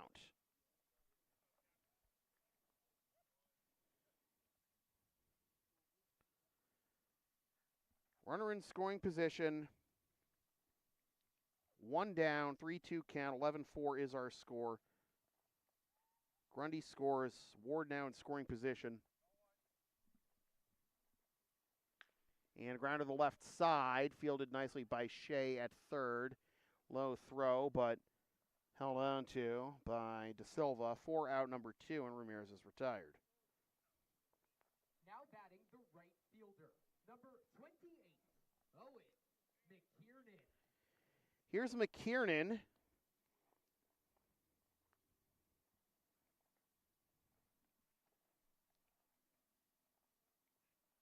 Runner in scoring position, 2 down. The Blue Sox have scored a run in every inning. And he swings, hits this one into left field, going back, and able to track this one down is Danny Choate for the out that retires the side. We go to the bottom of the sixth, top of the seventh, rather. Closing time for the Blue Sox, up 11-4. Left on base. We will head to the top of the 7th inning. The Lexington Blue Sox 11, the Stoneham Sabers 4. Due up for Stoneham in the top of the 7th, Cordero, Beneke, and Shea. Advertising opportunities are available on LSP. Sponsor our content for as little as $25 a spot, whether you want to promote a business, product, or event, or send a message of support to a player, team, or coach. Email yours truly for all the deets.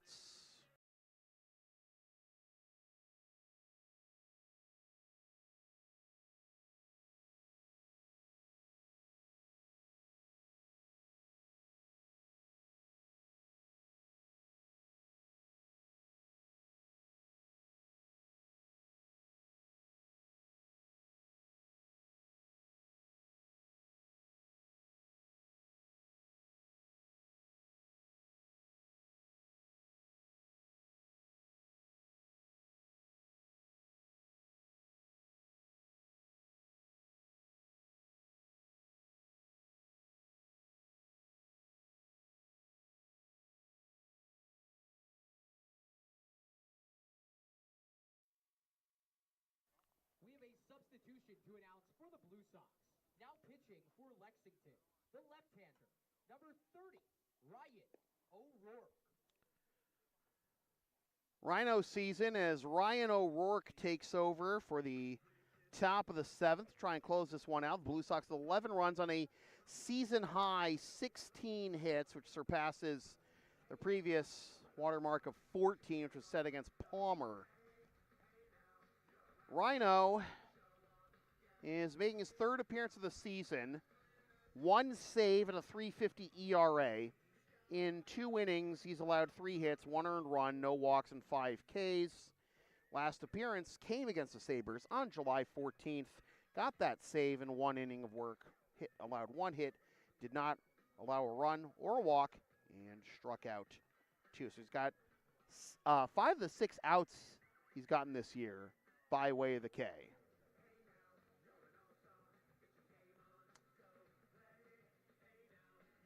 So it'll be De Silva to lead things off here in the top of the 7th. The first baseman, number 14, Levy De Silva.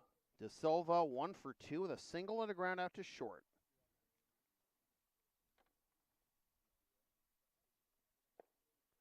Is downstairs for a ball.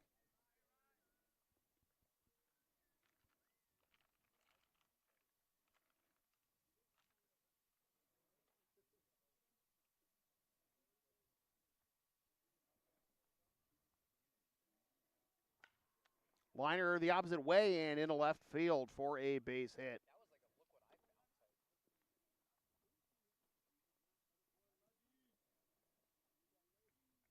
Now batting for the Sabers, the right fielder, number 42, Michael Cordero. So De Silva's 2 for 3, and here's Michael Cordero, who got twisted around those rippers into right field in the 5th inning. He's going to square here. And that's a strike. The ball gets away from Maltasea, but he'll hang on to it here. And the pass ball gets De Silva into scoring position. You think it's safe to say Cordero's got the longest hair in the ICL? I would have to assume. Legitimately did not see it until then. 0-2 is the count to Cordero.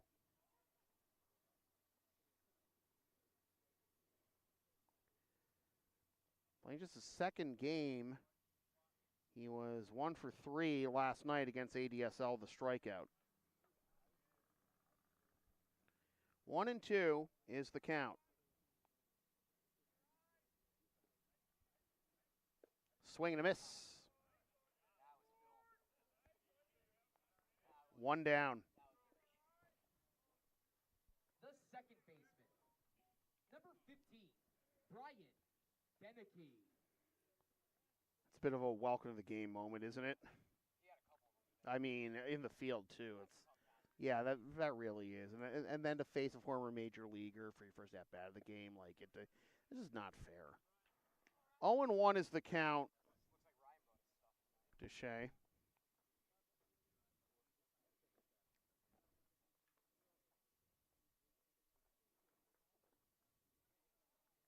Swing and a miss.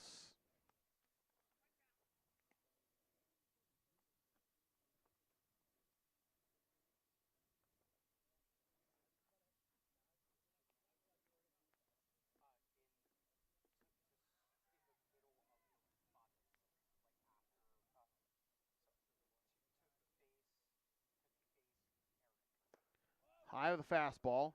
1-2.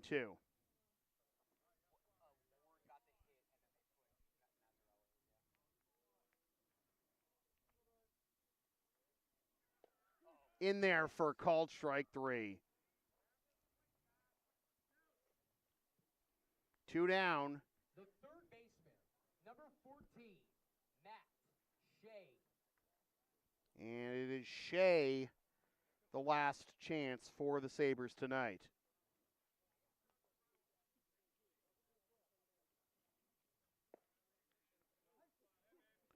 Oh, and 1 is the count.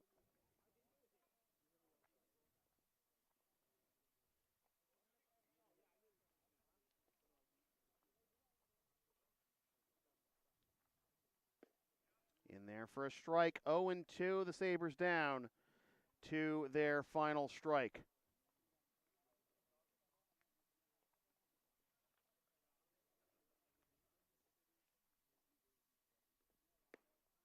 Oof, just missed outside. Ain't done yet, kids.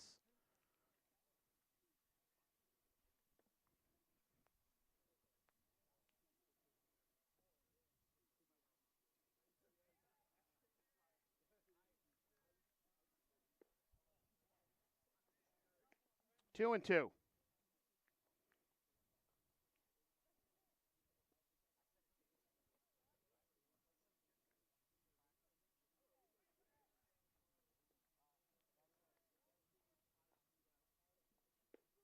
Outside corner, strike 3 called, and the ball game is over, and the Lexington Blue Sox have clinched home field advantage throughout the 2025 Intercity League postseason. And the regular season title. Their record moves to 25-1.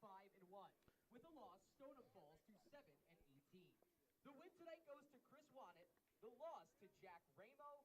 Time of game, 2 hours, 3 minutes. The Blue Sox move to 25-1. The Sabres fall to 7-18. The Blue Sox will assure themselves of being the only team this year in the ICL with 20 wins. 2 games to go, both against the Melrose Americans next Monday and Tuesday. Americans certainly still have a lot to play for. They've clinched a playoff berth, but they would love to have home field in the semifinals and avoid the 4v5 one-game playoff. The Bulldogs jumping ahead of the Chiefs with their win tonight, even in points and games played, but the Bulldogs own the head-to-head over Andre, and we're still awaiting the result of the Chiefs-Expos game. If the Expos lose that game, then we will have our 5 playoff teams assured. But still plenty of stuff to figure out in this last week or so of the ICL season. The Blue Sox survive another triple back, and they have gone 16 straight without taking an L. 15-0-1. Phenomenal performance from Chris Wannett, going 3 innings, 3 perfect innings, in fact, for the win. Just 1 strikeout, but you don't need to strike him out. You get him out any way you can. David Vanderzouwen, 3 hits, including a triple. Luke Ward with a couple of hits, including a triple. Luis Atiles, a couple of base hits and a walk. He had a perfect day at the plate. Ryan Grundy, 3 for 3. 3 singles and a couple of runs. I mean, what more can you say? The Blue Sox have looked as complete as they ever have as they look to get back to the top of the ICL, not just in the regular season standings, but with another ship. So with that said, this has been a presentation of LSP, something for everyone since 2011. Copyright 2025, unauthorized redistribution of any portion of this broadcast without the express written permission of the Blue Sox or LSP is strictly prohibited. A reminder that if you'd like to support future LSP content, you can buy shipping shields using the link and codes on the screen and in the description. Sponsor future content for as little as $25 a spot. Hire us to work your next live event or whatever else we can do for you on any given day. Buy some of this fabulous merchandise from the LSP store. And, of course, if you're down with the sound, Linktree, Facebook, YouTube, PayPal, Creator Spring, LSP37. It tastes great on a cracker. Once again, the final score from center field at Lexington High School in Lexington, Mass. It is the Lexington Blue Sox 11 and the Stoneham Sabers 4. The Blue Sox have now gone unbeaten in 16 straight and have swept the season series against the Sabers. For Chris Del Sordo and all my rowdy friends here at LHS, my name is Sam Feely, reminding you forever and always, freelance isn't free. Fresh for 2025. Suckers. Love you, Katrina.